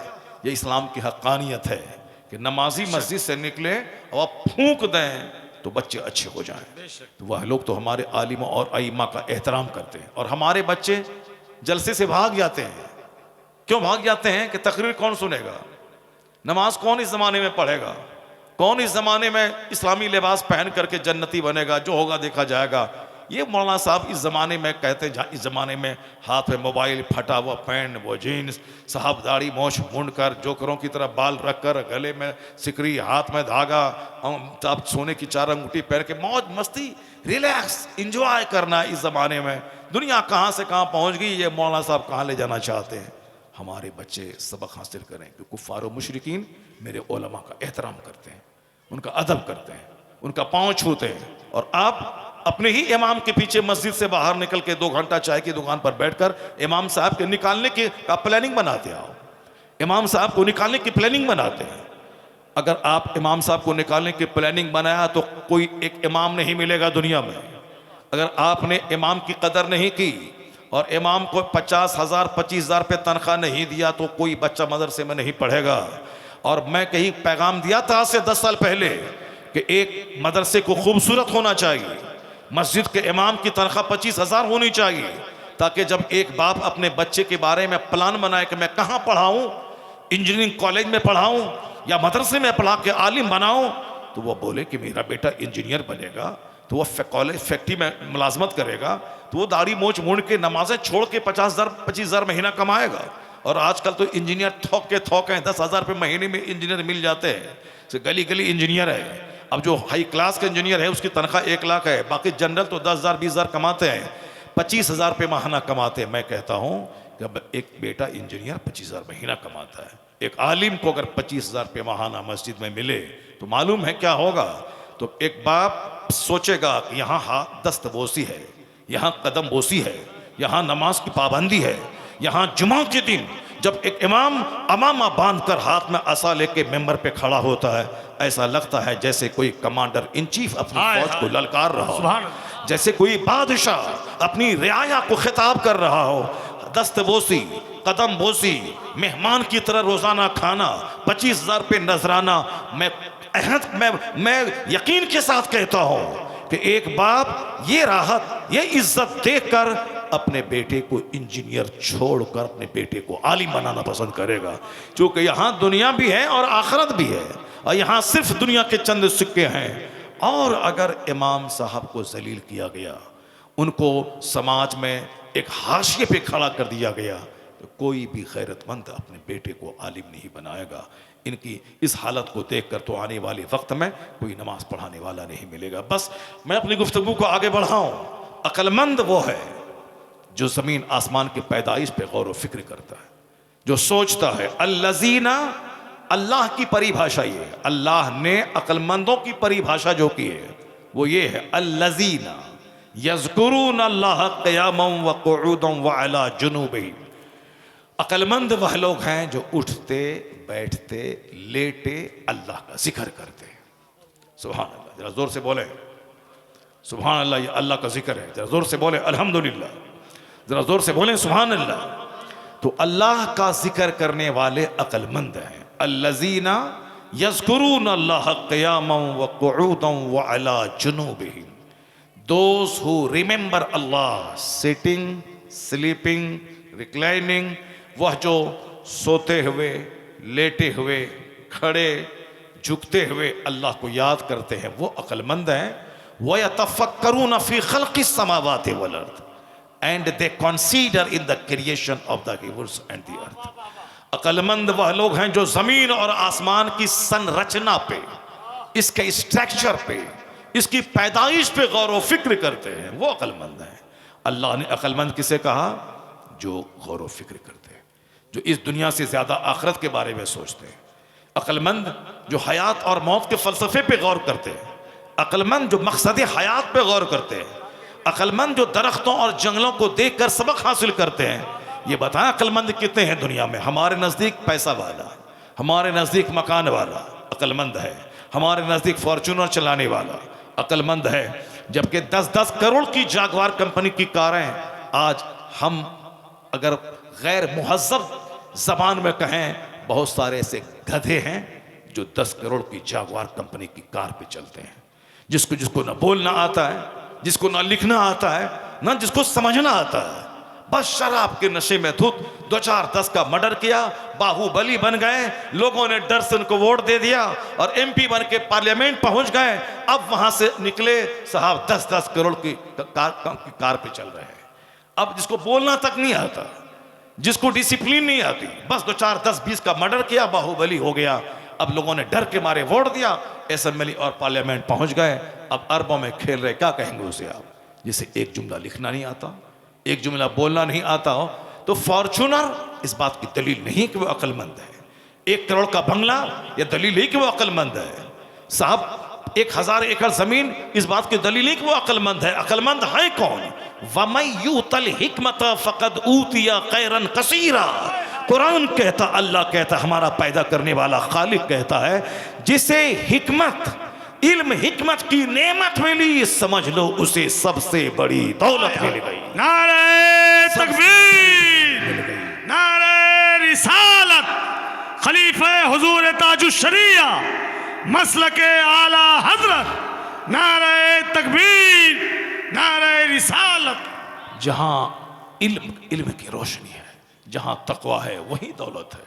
दौलत का मतलब ये नहीं कि खूब धन दौलत हो, नहीं, अक्ल सलीम जहां है वही धनवान है, वही अक्लमंद है। अक्लमंद होना बहुत बड़ी नेमत है। अल्लाह जिससे मोहब्बत करता है उसे अक्ल सलीम और दीनी समझ की दौलत उसको अता कर देता है। अल्लाह तबारक व तआला हम सबों को अक्लमंद बनाए, हम सबों को दुनिया से ज़्यादा आखिरत की फ़िक्र करने की तौफीक अता फरमाए। अब ज़रा मैं टॉपिक से रिलेटेड कुछ बातें करता हूँ। मैंने कुरान शरीफ की एक आयत पढ़ी है, आपकी तवज्जो, आप लोग उठेंगे तो नहीं, भागेंगे तो नहीं, आप लोग नहीं भागेंगे ना? हाँ, कीमती बातें सुनिए, कुरान और हदीस की बातें सुनिए, अपनी ज़िंदगी को संवारिए और सजाइए। मैं भी स्कूल कॉलेज में पढ़ा हूँ अल्हम्दुलिल्लाह। मैं 400 लड़कों में मैट्रिक में टॉप किया हूँ। मैट्रिक में 400 लड़के हमारे क्लास में थे। अल्हम्दुलिल्लाह मैंने फर्स्ट क्लास पास किया। दाढ़ी उगने वाली थी और टोपी पहनता था। इंटरमीडिएट में पूरी यूनिवर्सिटी में टॉप पोजीशन था मेरा, 10-20 कॉलेज में। अल्हम्दुलिल्लाह दाढ़ी थी, सर पे टोपी थी। ऐसा नहीं कि गुटखा खाएं, फिल्म जाके देखें, खड़े होके पेशाब करें, हा करें, कॉमेडी करें, बच दोस्तों के साथ शरीफों बूढ़ों का मजाक उड़ाएं, माँ बाप को आंख दिखलाएं, तब जाके ये क्या कर रहे हैं भाई, ये ग्रेजुएट है, ये कॉलेज में पढ़ रहे हैं, तो कॉलेज में पढ़ रहे हैं तो बस में सफर कर रहे हैं, बस कंडक्टर को 2 तमाचा मार दिया, रिजर्वेशन डब्बा जिसका उसको हटा दिया और अपने से बैठ, क्यों साहब ये कॉलेज के स्टूडेंट है, तुम कॉलेज का स्टूडेंट है, तुम पढ़ेगा लिखेगा नौकरी करेगा पैसा कमाएगा, तुम्हारा बाप फायदा उठाएगा, तुम कमाएगा, तो तुम्हारे पढ़ने से समाज को क्या फायदा है, तुम्हारे ग्रेजुएट बनने से बस वाले को क्या फायदा है, तुम ग्रेजुएट बनेगा कमाएगा खाएगा, तुम्हारा बाप मौज मस्ती करेगा, तुम कार खरीदेगा, लेकिन ये समाज के लोगों को जो सता रहा है उसको क्या मिलेगा, ये बस वाले का किराया नहीं दे रहा उसको क्या मिलेगा। इसीलिए तुम खोंडा, पढ़ने का मतलब खोंडागिर्दी करना, पढ़ने का मतलब ये होता है कि तुम हकदारों को हक दो, अगर कोई किराया नहीं दे रहा है तो तुम उससे लड़ो और कहो किराया देना होगा, क्योंकि बस वाले ने कई लाख में बस खरीदी, उसके 4-5 वर्कर हैं, ड्राइवर है और साहब और दूसरे लोग हैं, पैसा नहीं देगा तो फिर मेंटेन कैसे होगा। अब लोग कहेंगे भाई हाँ ये बंदा तो बड़ी अच्छी बातें बोल रहा है, ये कौन है, पढ़ा लिखा आदमी है, स्कूल कॉलेज में पढ़ रहे हैं, पढ़े लिखों की पहचान है, मगर ये पढ़ा लिखा गोंडा आजकल जो बच्चे स्कूल कॉलेज में पढ़ते हैं, मैं अपनी निगाहों के सामने देखा मुजफ्फरपुर में एक बेचारा अपनी बीवी के साथ सफर कर रहा था, ये 2-4 गोंडे स्कूल में पढ़ने वाले घुसे और जिस सीट पर बैठा हुआ था उसको हटाया, उसको अब वो नहीं हट रहा था तो 2-4 तमाचा मारा, खींच के नीचे उतारा, बीवी बेचारी परेशान हो, बीवी मौजूद है, उनके शौहर को उनके सामने घसीट के ले रहा, उसके बाद मारने के बाद कहता है अगर बीवी तेरे पास नहीं रहती तो और तुमको पीटता मैं।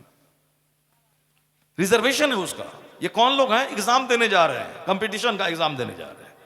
आप लोगों का अंदाजा होगा जब कभी कोई एग्जाम होता है पुलिस वाले का या और किसी चीज का, बैंक का, रेलवे का, तो किस कदर हुल्लड़बाजी करके लोग ट्रेन से जाते हैं। अब साहब रिजर्वेशन वाले को उठा दिया, क्या करूं, मैं सामने बैठा हुआ था, मैं अगर कुछ बोलूं तो हमसे उलझ जाएगा वो, मैं खामोश रहा, यही सोचता रहा, ये स्कूल कॉलेज में पढ़ रहे हैं, ये एग्जाम देने जा रहे हैं, एग्जाम देने जा रहे हैं, क्या दूसरों की सीट पे उसको उठा करके वहां बैठ जाएगा, ये कौन सा इल्म है। उससे बेहतर तो तुम गंवार रहता, जाहिल रहता, हल जोतता, कम से कम ह्यूमैनिटी रहती, मानवता रहती, आदमियत रहती। और तुम पढ़ने लिखने के बाद नौकरी करके पैसा कमा के तुम किसको देगा। समाज को तुमसे फायदा उस वक्त पहुंचेगा जब तू समाज के लिए शुभ चिंतक बन जाएगा, समाज को अपने से फायदा पहुंचाएगा। सिर्फ पढ़ा नौकरी किया, दूसरों को जलील समझ रहे हैं, समाज के सारे लोगों को हकीर समझ रहे हैं, मकान बना रहे हैं, ये कौन सी तालीम हो गई, ये कौन सा इल्म हो गया। इसी तरह का इल्म जब बढ़ेगा तो मंत्री बनने के बाद वो घोटाला करेगा, डीएम बनने के बाद वो रिश्वत लेगा, ब्लॉक डेवलपमेंट ऑफिसर बनने के बाद वो खजाने को लूटेगा, जिस तरह आज हिंदुस्तान में हो रहा है तमाशा। इसी तरह का इल्म रहा तो मेडिकल कॉलेज का प्रिंसिपल होके औरतों की आबरू के साथ खेलेगा, खूबसूरत हसीनाओं की इज्जत को लूटने का रैकेट अपने मकान के तहखाने में चलाएगा। सारी दुनिया जान रही है क्या तमाशा हुआ है। ये पढ़े लिखे लोग हैं जो इस तरह की हरकतें कर रहे हैं। पढ़े लिखे वो नहीं हैं जो ABCD जाने और 2 टका कमाए, दूसरों को अपने से तकलीफ पहुंचाए। नहीं, पढ़ा लिखा वो है जो अपने से दूसरों को लाभ पहुंचाए, अपने से दूसरों को फायदा पहुंचाए। मैं पढ़ा हूं, समाज को मुझसे फायदा मिले, समाज को मुझसे रोशनी मिले। ये है the best among you is one who is profitable for others. तुम्हें सबसे अच्छा वो है जो दूसरों के लिए लाभदायक हो, हानिकारक न हो, जो दूसरों के लिए प्रॉफिटेबल हो, नॉन प्रॉफिटेबल मत बनो। इसलिए वो इल्म जो आदमी को इंसान बनाता है, वो इल्म आज भी मदरसे की चटाई से मिलता है, जहां पहले दिन से लेकर आखिरी दिन तक यही सिखाया जाता है, बेटा झूठ बोलना हराम है, शराब पीना हराम है, जुआ खेलना हराम है, सूद खाना हराम है, माँ बाप को सताना हराम है, पड़ोसी को तकलीफ देना हराम है, गीबत चुगलखोरी हराम है, हसद कीना कुदूरत हराम है। यानी ये जायज है, ये नाजायज है, ये लीगल है, ये इलीगल है, ये राइट है, ये रॉन्ग है, ये फॉरबिडन है, ये परमिटेड है, ये मुज़िर है, ये मुफीद है, ये बेनिफिशियल है, ये हार्मफुल है। यही तो सिखाता है इस्लाम। और ये बच्चों की घुट्टी में बचपन से लेके आखिरी दौरे हदीस तक यही इल्म मिलता है। ये करना है, ये नहीं करना, ये अच्छा है, ये बुरा है, ये हराम है, ये हलाल है, ये लीगल है, ये इलीगल है। यही शिक्षा दी जाती है मदरसे में। तो इंसान बनाने की फैक्ट्री है ये मदरसा। और ये फैक्ट्री आज कमजोर पड़ गई। मुसलमानों ने भी अपने बच्चों को मदरसे में पढ़ाना छोड़ दिया। गवर्नमेंट ने भी इसे आतंकवादी का अड्डा कहा। जो इंसान बनाने की फैक्ट्री था उसे आतंकवादी का अड्डा कहा। जो इंसान बनाने की फैक्ट्री था कि माँ का पाँव चूमे, बाप की पेशानी चूमे, बाप का हाथ चूमे, मुसलमानों ने भी अपने बेटों को नाफरमान बनाने के लिए अल्हड़ इदारों का रुख किया। अब वहां से बच्चा पढ़ के आने के बाद बाप को आंख दिखाता है, छाती पर बैठ के 2-4 फाइट लगाता है। अगर बच्चा मदरसे का पढ़ा हुआ बता दे कि कोई करोड़ों में कोई अगर बेहुदा ऐसा होगा जो माँ बाप को मारा होगा, वरना 99% बच्चे मदरसे के पढ़े हुए वो अपने बाप का हाथ चूमते हैं। बाप है उसका शराबी, बाप है उसका काश्तकार, मगर वो उसका हाथ चूमते हैं, उनकी पेशानी को बोसा देते हैं, अपने बाप का पाँव चूमते हैं। मालूम है कि बाप का पाँव चूमने से जन्नत की खुशबू मिलती है, माँ के पाँव के नीचे जन्नत है। तो इंसान बनाने की फैक्ट्री है मदरसा। हमारे मालदारों ने इन मदरसों को वीरान करके क्रिश्चियनों के स्कूल को आबाद किया। 10-10 हजार रुपए महाना देकर उसके स्कूल में अपने बच्चों को पढ़ाया। और क्या बनाने के लिए पढ़ाया वह सबको मालूम है। और ये फैक्ट्री इंसान बनाने की फैक्ट्री आज करा रही है, आज चिल्ला रही है। बच्चे इसके पास नहीं है, वहां जानवर बनाने के लिए वहां दरवाजे एडमिशन क्लोज्ड है। और यहां इंसान बनाने की फैक्ट्री में बच्चे स्टूडेंट नहीं है, हर तरफ से इसको डैमेज किया गया। तो आज जब बच्चे चोर हो गए, डकैत हो गए, रिश्वतखोर हो गए, घोटालेबाज हो गए, ऑक्सफोर्ड से पढ़ के आया घोटालाबाज, JNU से पढ़ के आया घोटालाबाज, दिल्ली यूनिवर्सिटी से पढ़ के आया घोटालाबाज, PMCS से पढ़ के आया घोटालाबाज, कहीं चारा घोटाला, कहीं यूरिया घोटाला, कहीं ताबूत घोटाला, कहीं चीनी घोटाला, कहीं पोशाक घोटाला, कहीं भवन निर्माण का घोटाला। ये घोटाले सब पढ़े लिखे लोग कर रहे हैं। कहाँ के पढ़े? JNU के, AMU के, दिल्ली यूनिवर्सिटी के, ऑक्सफोर्ड के, हार्वर्ड के, कैम्ब्रिज के, कलकत्ता यूनिवर्सिटी के पढ़े हुए लोग हैं। मैं एक अच्छे लोगों की बात नहीं करता, मैं उन गुंडों की बात करता हूं जो यूनिवर्सिटी से पढ़ने के बाद हिंदुस्तान के खजाने को लूटने का काम करते हैं। कोई चीफ मिनिस्टर की कुर्सी पे बैठ के लूट रहा है, कोई DM की कुर्सी पे बैठ के लूट रहा है। ये सारे लुटेरे उसी दुनियावी दरसगाहों के पढ़े लिखे लोग हैं। ये मदरसा का पढ़ा लिखा आदमी जो इंसान की फैक्ट्री है, ये मदरसा। यहां शरीफों की खेप पैदा की जाती है। तो मदरसे को हमने उजाड़ दिया। अब जब मदरसे को उजाड़ दिया तो शरीफ कहां से मिलेंगे, कुतुब कहां मिलेंगे, अब्दाल कहां मिलेंगे, शरीफ कहां मिलेंगे, जेंटिल कहां मिलेंगे? समाज आज चोरों से भर गया, डकैतों से भर गया, पापियों से भर गया, जिनाकारों से भर गया, सूदखोरों से भर गया, माँ बाप के नाफरमानों से भर गया। अब कराहना मत कि समाज नाफरमानों से भर गया, चूंकि फैक्ट्री वही है जहां नाफरमान जन्म लेते हैं। तो अब समाज चोरों से भर गया है। अब अगर चाहिए कि समाज शरीफों से भरे, नेकों से भरे, नमाजियों से भरे, परहेजगारों से भरे, तो दोबारा इस फैक्ट्री को जिंदा करना होगा।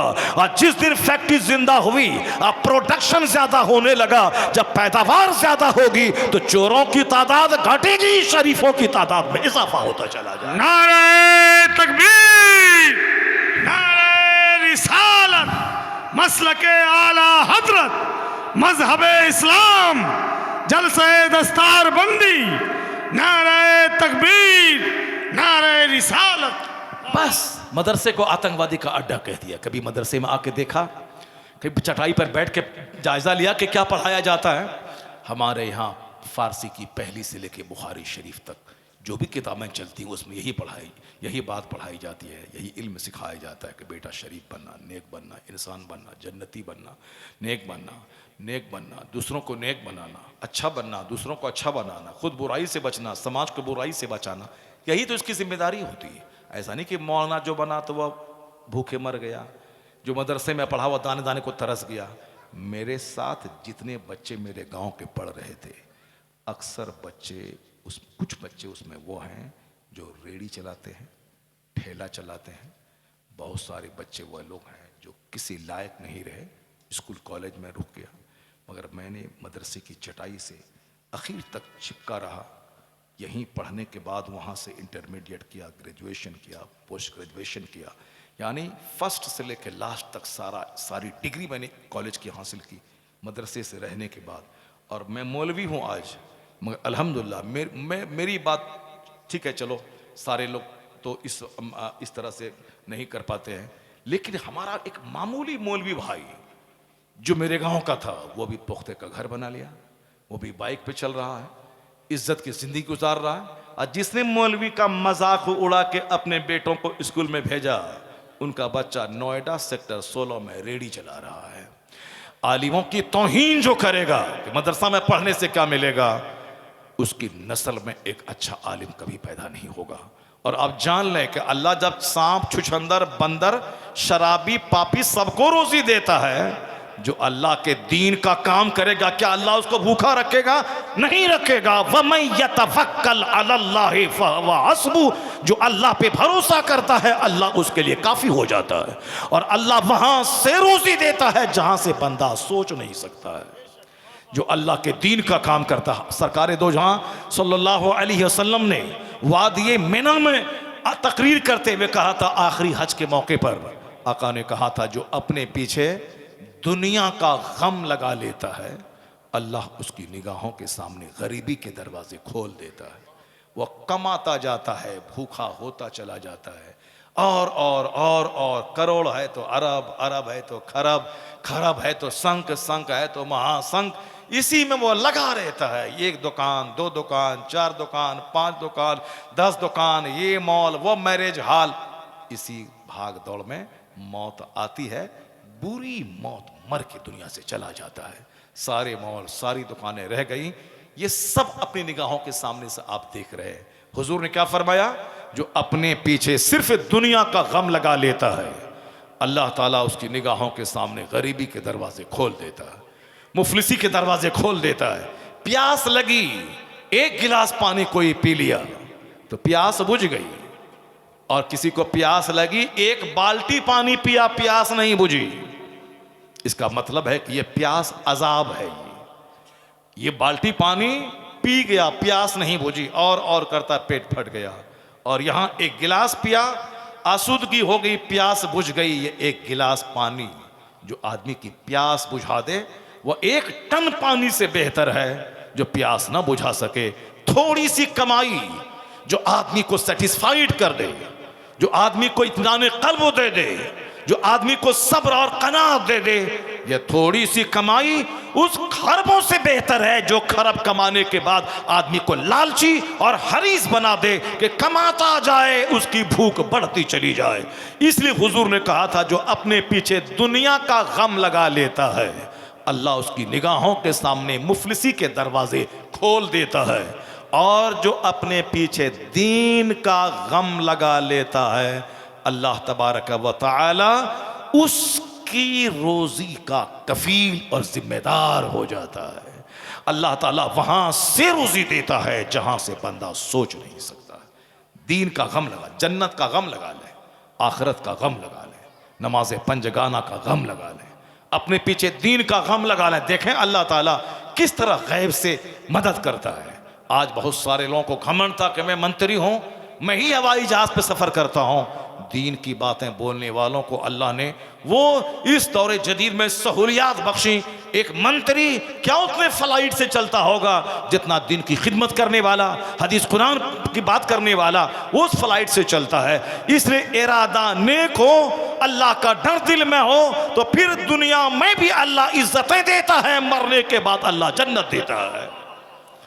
जो खालिस पक्का दुनियादार जोकर बन के, बेनमाजी बनकर, हरामखोर बनकर, शराबी अय्याश बन के चाहता है कि मैं आराम से जिंदगी गुजारूं, नहीं होगा ऐसा। अल्लाह ने इत्मीनान क़ल्ब याद इलाही में रखा है। अल्लाह ने इत्मीनान क़ल्ब सब्र और कनात में रखा है। अल्लाह ने सच्ची राहत मुस्तफ़ा की गुलामी में रखा है। फिल्म के एक्टर की गुलामी करने वाला वह कभी सुकून और चैन की जिंदगी नहीं गुजार पाएगा। मरने के बाद जहन्नम की आग तो उसके लिए तैयार है। इसलिए एक कौम मुस्लिम जब फिल्म के एक्टर मर रहे हैं, जब क्रिकेटर मर रहे हैं, बुरी मौत मर रहे हैं, अरबों कमाने के बाद जलील होके मर रहे हैं, अब तो कम से कम सचेत हो जा, अक्लमंद हो जा कि फिल्म में जिसकी पैरवी मैं कर रहा हूं वो जहर खा के मर रहा है। जब उसको खुशी नहीं है तो हमें उसकी नकल करने वाले को क्या खुशी मिलेगी, क्या इंजॉय होगा। इंजॉय फिल्म के एक्टर के डांस की नकल में नहीं है, असल में इंजॉय तो मुस्तफा की सुन्नतों की पैरवी में।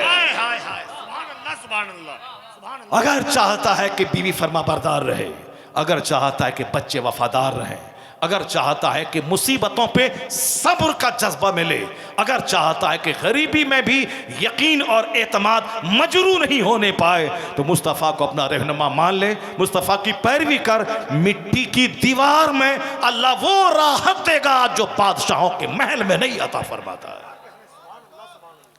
अल्लाह तबारक व तआला हमको और आपको सबों को दीनदार और नेक बनने की तौफीक अता फरमाए। आप लोग जब बातें कर रहे हैं तो हम तकरीर समेट लेते हैं। 1.25 घंटे की तकरीर हमारी हो गई। जो टॉपिक मैंने लिया था वो टॉपिक मैंने अभी टच नहीं किया है। मैंने सोचा था कि मैं उस तकरीर को मैं टच करूँगा। आज कुरान करीम की 2-4 इबरत अंगेज़ कहानी आपके सामने सुनाऊँगा।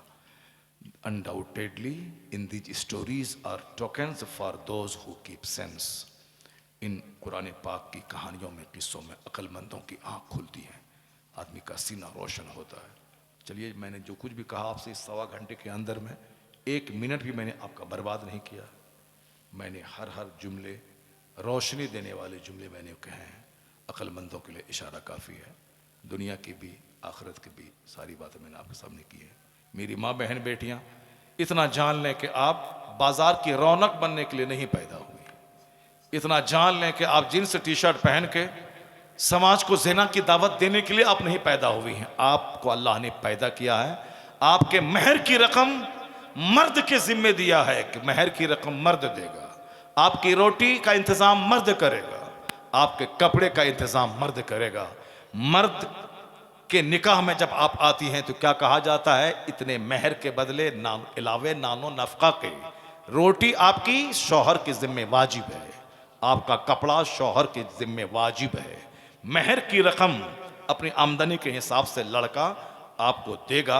आप अल्लाह के नाम पे आपको अपने निकाह में लिया है महर की रकम, ताकि ये आपकी अमानत है, आपके काम आए। बाकी आपकी रोटी मेरे जिम्मे, आपका कपड़ा मेरे जिम्मे। आपका काम सिर्फ इतना है, शौहर के घर को जन्नती माहौल देना है। शौहर के घर को जन्नती माहौल देना है। शौहर की खिदमत करनी है। शौहर के दिल को सुकून पहुंचाना है। शौहर के बच्चे पैदा करना है। शौहर के घर को दीनदाराना माहौल देना है। आप रानी बन के रहें, शौहर हल चलाएगा, शौहर रेड़ी चलाएगा, शौहर मारे मारे फिरेगा। शौहर 2 साल सऊदी अरब में बकरी चराएगा। वो बकरी चराए, भेड़ चराए, भैंस चराए, हल जोते, वो रेड़ी चलाए, पंजाब में सड़क के किनारे बैठकर चश्मा बेचे, बनियान बेचे, खिलौना बेचे, वो कुछ भी वो करे, आपके महर की रकम उनके जिम्मे, आपकी रोटी उसके जिम्मे, आपका कपड़ा उसके जिम्मे। आप रानी बन के रहें। आप महफिल की रौनक नहीं बने। आप दूसरे लोगों को जिना की दावत नहीं दें। आपका चेहरा शौहर की अमानत, आपका जिस्म शौहर की अमानत। आप अब शौहर की अमानत बन के रहें। अपने बिस्तर को गैरों के लिए नहीं पेश करें। आप घर की 4 दीवारी को रौनक बख्शें, उसको जन्नत नुमा बनाएं। बाकी आपका सारा मेंटेनेंस मर्दों के जिम्मे दे दिया गया है, ताकि आप रानी बन के रहें और आपका शौहर एक खादिम बनकर आपकी खिदमत करता रहे। वाह वाह वाह वाह वाह। नारे तकबीर, नारे रिसालत, मसलके आला हजरत खलीफे हुजूर ताजुश शरिया अल्लामा डॉक्टर मुफ्ती शहरयार रजा कादरी। इसलिए ए मेरी माँ बहन मेरी बेटी, कभी गैर मर्दों से बातें करने में, गैर मर्दों से आंख मचोली करने में कभी भी दिल न लगाएं, कभी उसको अच्छा ना समझें। सबसे अच्छी वो औरत है, सबसे अच्छी वो औरत है जो जितना ज्यादा पर्दे में रहने वाली हो। जुमा की नमाज औरतों पे फर्ज नहीं है, क्योंकि जुमा की नमाज पढ़ने के लिए घर से बाहर निकलना होगा। जमात से नमाज होती है जुमा की, औरत घर से बाहर ना निकले। जोहर की नमाज घर के अंदर पढ़ ले। मर्द मस्जिद जाके जो जुमा की नमाज पढ़ के सवाब पाएगा, औरत घर में जोहर की नमाज पढ़ ले, उसको वही सवाब मिल जाएगा। ईद बकरीद की नमाज औरतों पे वाजिब नहीं है। ईद बकरीद की नमाज मर्द बाहर जाएंगे, जमात के साथ पढ़ेंगे। जो उनको सवाब बाहर जाके मुसीबत उठा के मिलेगा, वह सवाब औरत को घर में रहने से मिल जाएगा। चूँकि जमात में नमाज पढ़ने से ज़्यादा बेहतर है औरतों का तन्हा पढ़ना। मस्जिद में नमाज पढ़ने से बेहतर है घर में पढ़ना। आंगन में नमाज पढ़ने से बेहतर है उसारे पे पढ़ना, दालान से बेहतर है कि अंदर घर में पढ़ना। अंदर बीच घर में पढ़ने से बेहतर है कोने में। जितना ज़्यादा पर्दा हो उतना ही ज़्यादा बेहतर है घर के लिए, समाज के लिए, औरतों के लिए। जब अकाल इस्लाम ने पर्दे का हुक्म दिया, औरतें जो बीच में चलती थीं, सरकार ने कहा कि किनारे चलें, अगर घर से बाहर निकलना ही पड़े मजबूरन तो किनारे चलें। तो आया है किताब में कि औरतें इस फरमान के बाद इस कदर दीवार से लग के चलने लगी कि उनका कपड़ा दीवार में लग जाता था। ये हया का आलम है। औरतें जब पर्दे में रहती हैं तो बारिश होती है, औरतें जब पर्दे में रहती हैं तो रोज़ी में बरकत होती है, औरतें जब पर्दे में रहती हैं तो बदकारियाँ नहीं होती हैं। तो अल्लाह माफ़। दिल्ली में कहत छाया, बारिश रुक गई, सारे मुसलमान जमा हुए और बारिश के लिए नमाज इस्तिस्का अदा की। अभी ये मोबाइल, इंस्टाग्राम, फेसबुक के ज़माने में नमाज इस्तिस्का का ख्याल किसको है? गरीबी का इलाज है नमाज चाश्त। और 2 हज 2 उम्रा का सवाब, 1 हज 1 उम्रा का सवाब मिलता है जब बंदा नमाज इशराक पढ़ के मस्जिद से बाहर निकलता है। दूसरों के सामने भीख मांगते हैं कि पैसा दीजिए, मदीने में खर्चा करेंगे। और यहाँ हुजूर फरमाते हैं जो फजर की नमाज बाजमात मस्जिद में पढ़े और वहाँ ठहरा रहे सूरज निकलने के बाद, 2 रकत नमाज इशराक पढ़ के मस्जिद से बाहर निकले, 1 हज 1 उम्रा का सवाब लेके मस्जिद से बाहर निकलेगा। ये काम करना नहीं है और दूसरों से कहना है कि पैसा दीजिए हम उम्रा के लिए जाएंगे। नमाज फर्ज आजम है, जो फर्ज है वो अदा नहीं करना है, और जो फर्ज नहीं है उसके लिए मांगना है और लालायित रहना है कि हमको सब नमाजी हमको उम्रा करवा दे। क्यों उम्रा करवा दे? खुद ही को कर बुलंद इतना कि हर तकदीर से पहले खुदा बंदे से खुद पूछे, बता तेरी रजा क्या है। इतना बुलंद कर ले अपने आप को मस्जिद में कि यहां आंख बंद कर मदीने का दीदार हो जाए। सरकार आला हजरत रदी अल्लाह ताला अन्हु की सवाने उम्री में एक चैप्टर आया है कि आपका एक खलीफा आलिम दीन देखा कि आप हुजरे में हैं, फिर उसके बाद पर्दे से देखा, झांक के तो देखा अंदर में आप नहीं हैं। फिर उसके बाद देखा आप उसी हुजरे से बाहर आए, परेशान हो गए। कहा पांव पकड़कर हुजूर बताना होगा आज यह राज क्या है। मैंने आपको कमरे में देखा, फिर मैंने नहीं देखा, फिर मैंने उसी कमरे से बाहर निकलते हुए आपको देखा। दिमाग मेरा खराब हो रहा है हुजूर, मैं आप बताएं कि आखिर ये क्या चीज़ है, मैं पागल हो रहा हूँ, समझाएं ये राज क्या है।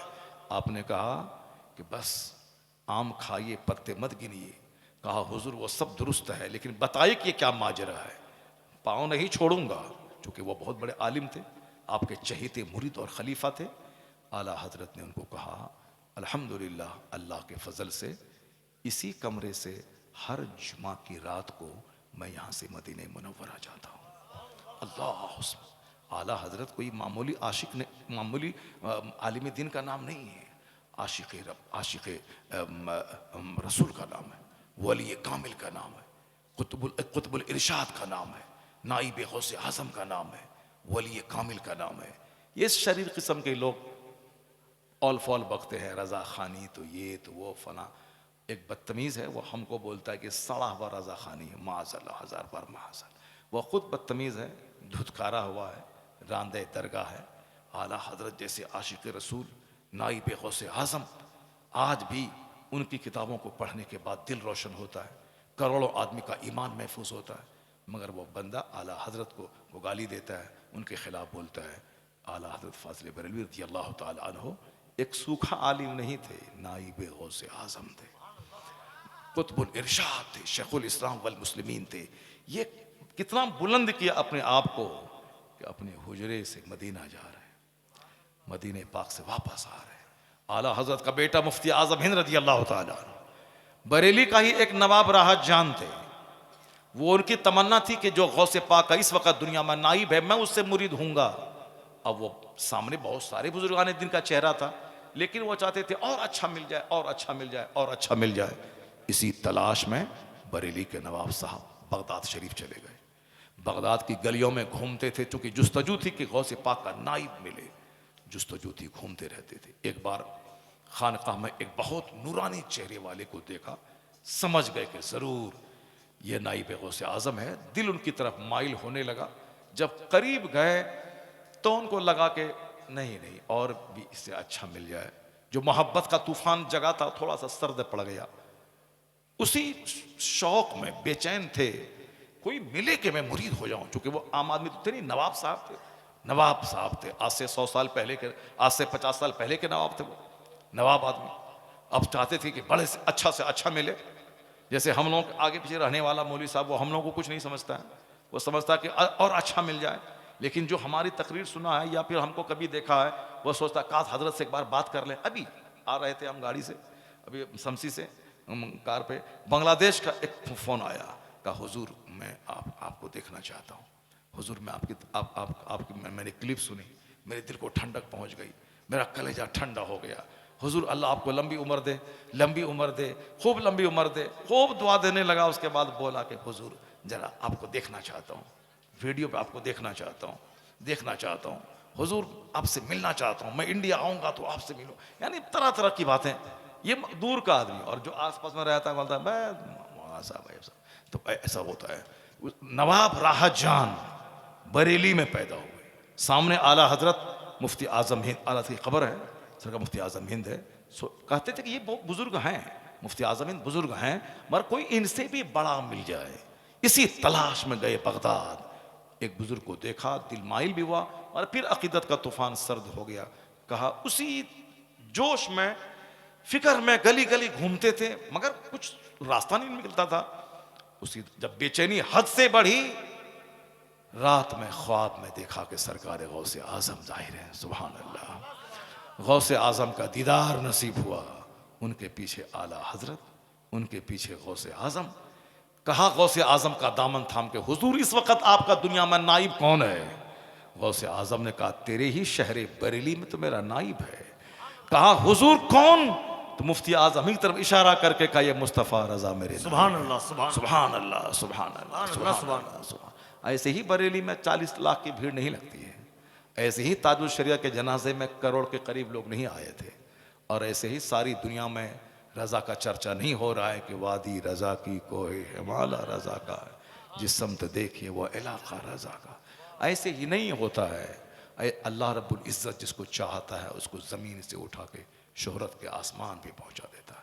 आला हजरत सिर्फ 2 घंटा सोते थे, बाकी सारा वक्त दीन की खिदमत के लिए ज़रूरियात से फारिग होकर, फ़राइज़ व वाजिबात से फारिग होने के बाद सिर्फ इस्लाम पे होने वाले हमले का जवाब देने के लिए किताबें लिखते रहते थे। 1000 के करीब किताबें लिखी, दीन और सुन्नियत का ज़बरदस्त काम किया। अल्लाह ने इनाम ये दिया कि आज विसाल के 107 साल हो गए, फिर भी दुनिया भर में डंका बज रहा है। हर तरफ रजा रजा का नारा लग रहा है। मुफ्ती आजम हिंद की तरफ इशारा किया, नवाब राहत जान आप बेदार हुए, आप बस रखते सफ़र बांधा, सामान समेटा, गौसे पाक की बारगाह में सलाम और कदम बोसी की, चौखट बोसी की, आया बरेली शरीफ। हवाई जहाज़ नहीं था पहले, यहाँ से 50 साल पहले की बात है। वो पानी के जहाज़ पे सफ़र होता था। हवाई जहाज़ था उस टाइम में, लेकिन बहुत महंगा सफ़र था। तो उन्होंने बगदादी मोहल्ला से चल के वो दिल्ली आए, दिल्ली से बरेली आए, अपना सारा सामान घर में फेंका और सीधे मोहल्ला सौदागरान मुफ्ती आजम हिंद के पास आए। मुफ्ती आजम हिंद अपने हुजरे में तशरीफ फरमाते। नवाब साहब जब सामने गए, आंख से आंख मिली, मुफ्ती आजम हिंद इनके बोलने से पहले क्या कहते हैं? कहिए नवाब साहब, कहाँ कहाँ घूमे, क्या क्या देखा? क्या बात है, सुभान। कहिए नवाब साहब, कहाँ कहाँ घूमे, क्या क्या देखा? नवाब साहब ने कहा हुजूर जो देखना था देख लिया, अब हाथ बढ़ाइए गुलामी में दाखिल कर लीजिए। सुभान अल्लाह, सुभान अल्लाह। हाथ बढ़ाइए गुलामी में दाखिल कर लीजिए, हाथ बढ़ाइए गुलामी में दाखिल कर लीजिए। सरकार आला हजरत रज़ी अल्लाह ताला अन्हु का पड़पोता सरकार ताजुल शरिया, सरकार ताजुल शरिया, अल्लाह ने वो बुलंदी दी कि किसी घर में कदम रख दें तो वहां से शरीर जिन्नात का खात्मा हो जाता था। साउथ इंडिया में एक शख्स ने करोड़ों का घर बनाया, मगर रह ही नहीं पाता था वो। रात भर आंधी तूफान की आवाज आती थी, 3 दिन रहा, घर छोड़ के किराए पे चला गया।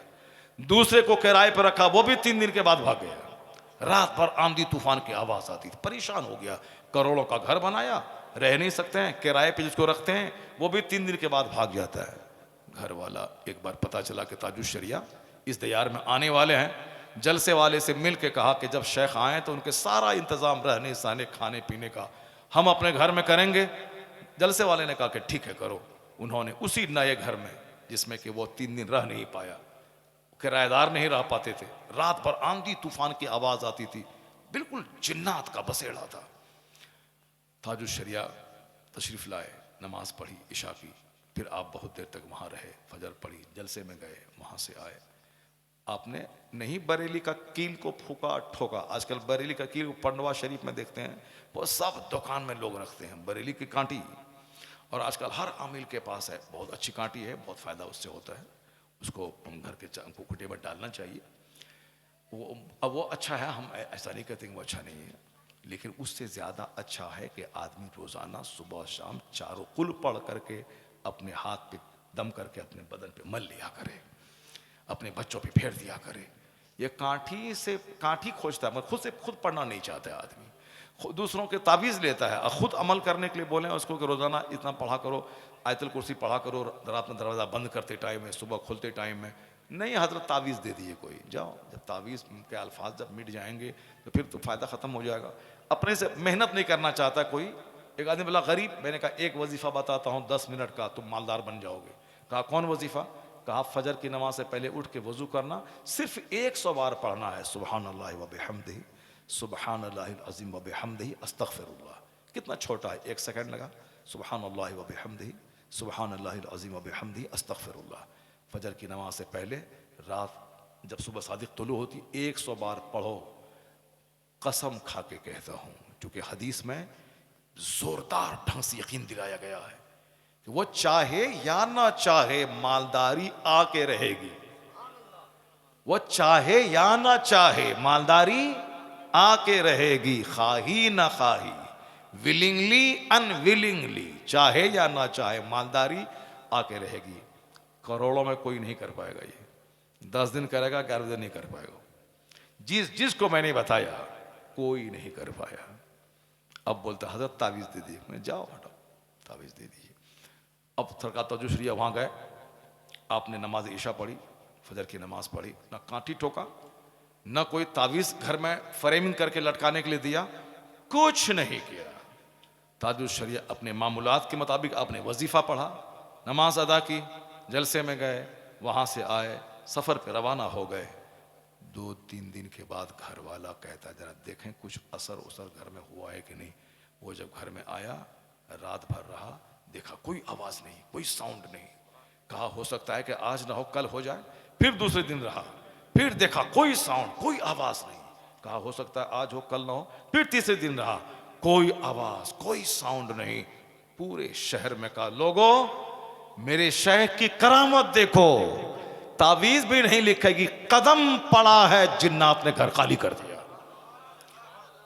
क्या बात है, अब आराम से रह रहे हैं, वही घर है, आराम से रह रहे हैं। आला हजरत फाजिल बरेलवी रदी अल्लाह ताला अन्हु का कुंबा इश्क रसूल के लिए मशहूर है, ईमान के तहफ़्फ़ुज़ के लिए मशहूर है। जो लोग बुराई करते हैं वो अपनी आखिरत तबाह व बर्बाद करते हैं। इसलिए आला हजरत के मसलक पर मजबूती से कायम रहिए और तमाम बदअक़ीदों, बद मज़हबों, सुलह कुल्लियों से दूर रहिए। नमाज पंजगाना पाबंदी से पढ़ते रहिए। हमारी माँ बहन बेटियाँ पर्दे में रहें। अब ज़रा वो सुन लीजिए जो वाक़या फिर छूट जाएगा। अभी सट्टारी में बयान कर रहे थे इसी को, ए डॉक्टर प्रोफेसर साहब आप सो रहे हैं? सट्टारी में बयान कर रहे थे, मगर फिर आगे बढ़ गया, तकरीर ख़त्म होगी, वो वाक़या बयान नहीं कर पाए। ऐसे ही होता है। अब हम जो अभी देखें 1.5 घंटा होने वाला है, 1.5 घंटा हो गया, मगर जो हम टॉपिक को हम टच नहीं कर पाए। जो कुरान पाक की कहानी बयान करनी थी, हमें 3-4 कहानी बयान करनी थी, सूरह बकरा की कहानी बयान करनी थी, मगर उसको टच ही नहीं कर पा रहे, क्योंकि कुछ ऐसी ज़रूरी बातें निकल जाती हैं जो हमारे सामने जवान बच्चे सब रहते हैं। कुछ ऐसी बातें निकलती हैं कि मैं समझता हूँ कि ज़्यादा बातें कीमती ये है, कीमती वही बातें हैं, मगर जो दिल में उतरने वाली बातें हैं, जल्दी से ये नेक बन जाए। अब इसके बाद कहेंगे, इसके बाद वो बात कहेंगे। बात से बात पैदा होती है, अल कलाम यखलुकुल कलाम, कलाम कलाम को पैदा करता है। बात से बात पैदा होती है, बात बढ़ जाती है। अक्सर मेरा टॉपिक अधूरा रह जाता है। वहाँ 2 घंटे की तकरीर हुई और जो मैं कहना चाहता था वाक़या वो नहीं कह पाया। आज भी भूल जाते हैं हम, मगर हमको वो देखे प्रोफेसर साहब को, हमको याद आ गया। दिल्ली में बारिश रुक गई, कहत छा गया। मेरी माँ बहन बेटी गौर से सुनना, कहत छाया, फसलें जलने लगी, मवेशियों के थनों का दूध खुश्क होने लगा, पहले रिवाज था कि जब बारिश नहीं होगी तो नमाजी इस्तिस्का पढ़ी जाती थी। इसीलिए ये सारी बातें बीच में आ गई कि नमाज इलाज है गरीबी का। लोग पढ़ते नहीं तस्बीह मगर पढ़ते नहीं। पहले बारिश के लिए नमाज पढ़ी जाती थी। आप लोगों को याद है कि नहीं है? पढ़े हैं बचपन में? पढ़े हैं आप लोग? बचपन में पढ़े होंगे। बारिश नहीं हो रही, तेज धूप है, मुसलमान निकले मैदान में, खूब नमाज इस्तिस्का पढ़ के अल्लाह से दुआ मांगी। लौटे के रास्ते में वो जोरदार बारिश हुई कि भीगते हुए लोग घर पहुंचते थे। भीगते हुए लोग घर पहुंचते थे। ये नमाजी इस्तिस्का है। बचपन में हम लोग सुनते थे। और लोग आजकल सोशल मीडिया गर्दन तक खाने की वजह से, चलो इस बार बारिश नहीं हुई, कोई हरज की बात नहीं है, इतना हैट्रिक टन गेहूं गवर्नमेंट के खजाने में है, सारे लोग खा लेंगे। बस इसी इंतजार में अपने काम से फुर्सत नहीं। नमाज कौन पढ़ेगा? जरा गौर से सुनिए। दिल्ली के लोग निकले सड़कों पे हजारों की तादाद में, नमाज अदा की मगर बारिश नहीं हुई। फिर निकले, नमाज अदा की, बारिश नहीं हुई, परेशान हो गए। नमाज पढ़ रहा हूं, दुआ कर रहा हूं, बारिश नहीं हो रही। जब गुनाह ज्यादा हो जाता है, पाप ज्यादा होता है, तो अल्लाह ताला दुआ कबूल नहीं करता है। हदीस में आया है कि जिस औरतों के पायल की आवाज गैर मर्द सुने, उस औरत के, उस कौम के मर्दों की दुआ को अल्लाह रद्द कर देता है। औरत बेपर्दा रहे, ये काबा में जाके दुआ करे, दुआ कबूल नहीं होगी। हराम खाए, काबा में दुआ करे, दुआ कबूल नहीं होगी। क्योंकि दुआ की कबूलियत के लिए हलाल ग़िज़ा शर्त है, हलाल ग़िज़ा शर्त है। अब लोग नमाज अदा की मगर बारिश नहीं हो रही है। हजरत सूफी निज़ामुद्दीन अबुल मुअय्यिद रज़ी अल्लाह ताला अन्हु, बहुत बड़े बुजुर्ग हैं। उनका मज़ार कुतुबुद्दीन बख्तियार काकी रज़ी अल्लाह ताला अन्हु के आस्थाने के बिल्कुल करीब, मस्जिद से बिल्कुल सटे हुए उनका मज़ार है। उनके बाजू में उनकी माँ का मज़ार है। उन्होंने अपनी माँ का दुपट्टा अपने हुजरे में जो था उसको लिया, उस दुपट्टे को हाथ में लेके आपने दुआ की, इलाही यह उस औरत का दुपट्टा है जिस औरत को मरते दम तक गैर मर्द ने कभी नहीं देखा। इलाही इस दुपट्टा का वास्ता है, तू बारिश रहमत का नुज़ूल फरमा दे। इधर दुआ खत्म होनी थी, घंघोर घटा छाई, वो बारिश हुई कि दिल्ली और दिल्ली का सारा इलाका सरसब्दो शादाब हो गया। अब बताएं कि मर्द ने नमाज अदा की, नमाज कबूल नहीं हुई, लेकिन एक औरत का दुपट्टा जो गैर मर्द ने कभी उसको नहीं देखा। किस कदर औरत के पर्दे में बरकत है, किस कदर औरतों के घर में रहने में बरकत है। एक मौलवी साहब बोला हमसे, हम उसके कायल नहीं है कि औरत घर में रहे, हम निकाब पहन के घर से बाहर निकले, ये निकाब पहन के बाहर जाए। मैंने कहा हाँ ज़रूरतन तो निकाब पहन के जाएगी, मोटी चादर ओढ़ने का मसला है। वह निकाब वो नहीं कि निकाब पहने पूरा स्ट्रक्चर बदन से नजर आए, स्टॉल ओढ़ ले। ये स्टॉल ये भी फैशन का हिस्सा है। असल में है मोटी बड़ी चादर, मोटी बड़ी चादर जो सर से लेके पैर तक पूरे बदन को ढांप ले। ये स्टॉल वाला जो मामला है, या स्टॉल यहाँ तक है और पूरा बदन का हिस्सा दिखाई पड़ता है निकाब के बाहर से। ये स्टॉल नहीं, मोटी चादर जो सर से लेके पांव तक पूरे बदन को ढांप लेके, किसी बदन का कोई स्ट्रक्चर दिखाई न पड़े। कुरान शरीफ में भी यही आया है कि चादर डालें। और ये मगर आजकल वो फैशन में सब कुछ चल रहा, निकाब भी है और फैशन चल रहा है। अब जरा गौर करें कि जिस औरत का चेहरा अजनबी मर्द देख ले, जो औरत गैर मर्दों से बात करे, जो औरत सड़कों पे चले, वो मौलवी साहब क्या कर रहा था, नहीं निकाब पहने स्कूल कॉलेज जाएगी, हम उसके पक्ष में हैं, मदर स्कूल कॉलेज जाए निकाब में जाए। मैंने कहा ठीक है, जिस स्कूल कॉलेज में औरतें पढ़ाने वाली हों और लड़की पर्दे में वहाँ जाए, कोई गैर मर्द न दिखे तो हम भी उसके मुखालिफ नहीं हैं। लेकिन कहा कि नहीं वो जाएगी, दुनिया मोड़ मान जाए। हमने कहा कुरान शरीफ में आया है, वह करना फी बुयूतिकुन्ना वला तबर्रजना तबर्रुजल जाहिलिया। अल्लाह ने क्या कहा, ए औरतों तुम घरों में ठहरी रहो, दौरे जाहिलियत के कि आवारा औरतों की तरह आवारा मत फिरा करो। तो तुमने तो खूब औरतों को मेडिकल कॉलेज इंजीनियरिंग कॉलेज में दिखलाया, रिजल्ट क्या निकला? रिजल्ट निकला कि एसपी डीएम इंजीनियर प्रोफेसर तो कम बनी, इस्मत फरोशी का माहौल ऐसा बना कि लव के नाम पे इज्जत और आबरू तबाह होने लगी। स्कूल में कोचिंग सेंटर में, गांव घर में, वो हांडी धोने वाली, बहारे शरीयत पढ़ने वाली खातून, पर्दे में रहने वाली, उसकी इज्जत तो सेफ रही। ये स्कूल में क्या पढ़ी, साइकिल से जाने के बाद, आने के बाद बस love letter, mobile, smart mobile. तो वो साहब पढ़ना के बहाने डॉक्टर तो नहीं बनी, इस्मत फरोश बन गई। कुछ नहीं भलाई है अल्लाह का कानून तोड़ने में। मुस्तफ़ा का कानून तोड़ के जो बंदा अपनी अक्ल घुसेड़ के चाहेगा कि हम डेवलप कर लें, नहीं होगी तरक्की। आज अमेरिका से लेके हिंदुस्तान तक हर एक मिनट पे रेप का केस दर्ज हो रहा है। यह होता रहेगा। नेचुरल सिस्टम से बगावत जो भी करेगा यह होता रहेगा। चूंकि सारा अमन, सारा सुकून, सारा चैन, सारी बरकतें, सारी भलाइयां, सारी तरक्कियां मुस्तफ़ा की पैरवी में है। मुस्तफ़ा की मुखालफत में कोई भलाई नहीं है। खिलाफे पैगंबर कसे रह गुज़ीद कि हरगिज़ बमंजिल न खाद रसीद। मुस्तफ़ा के खिलाफ जो चलेगा कभी मंजिल मकसूद पर नहीं पहुंचेगा। आज दुनिया में जो बेचैनी की आग लगी है, इस आग को बुझाने का एक तरीका है। डॉक्टर बर्नार्ड शॉ ने कभी कहा था, he must be called the saviour of humanity if a man like him were to assume the dictatorship of the modern world, he must succeed in solving its problems. मेरे बच्चे तो कहे कौन चलेगा उस मसले पर, इस जमाने में कौन चलेगा। बर्नार्ड शॉ, यूरोप का हाईली क्वालिफाइड आदमी, जिसकी किताब दुनिया की हजारों कॉलेज दरसगाहों में चलती हैं, उसने क्या कहा, इस्लाम के पैगंबर मानवता के रक्षक कहे जाने के काबिल है। If a man like him were to assume the dictatorship of the modern world, he must succeed in solving its problems. क्या कहा, अगर दुनिया पैगंबर आजम को अपना रहनुमा मान ले, उनके मार्गदर्शन में जिंदगी गुजारे, वो कहते हैं सारी समस्याओं का समाधान मिल जाएगा, सारे मसाइल का हल मिल जाएगा।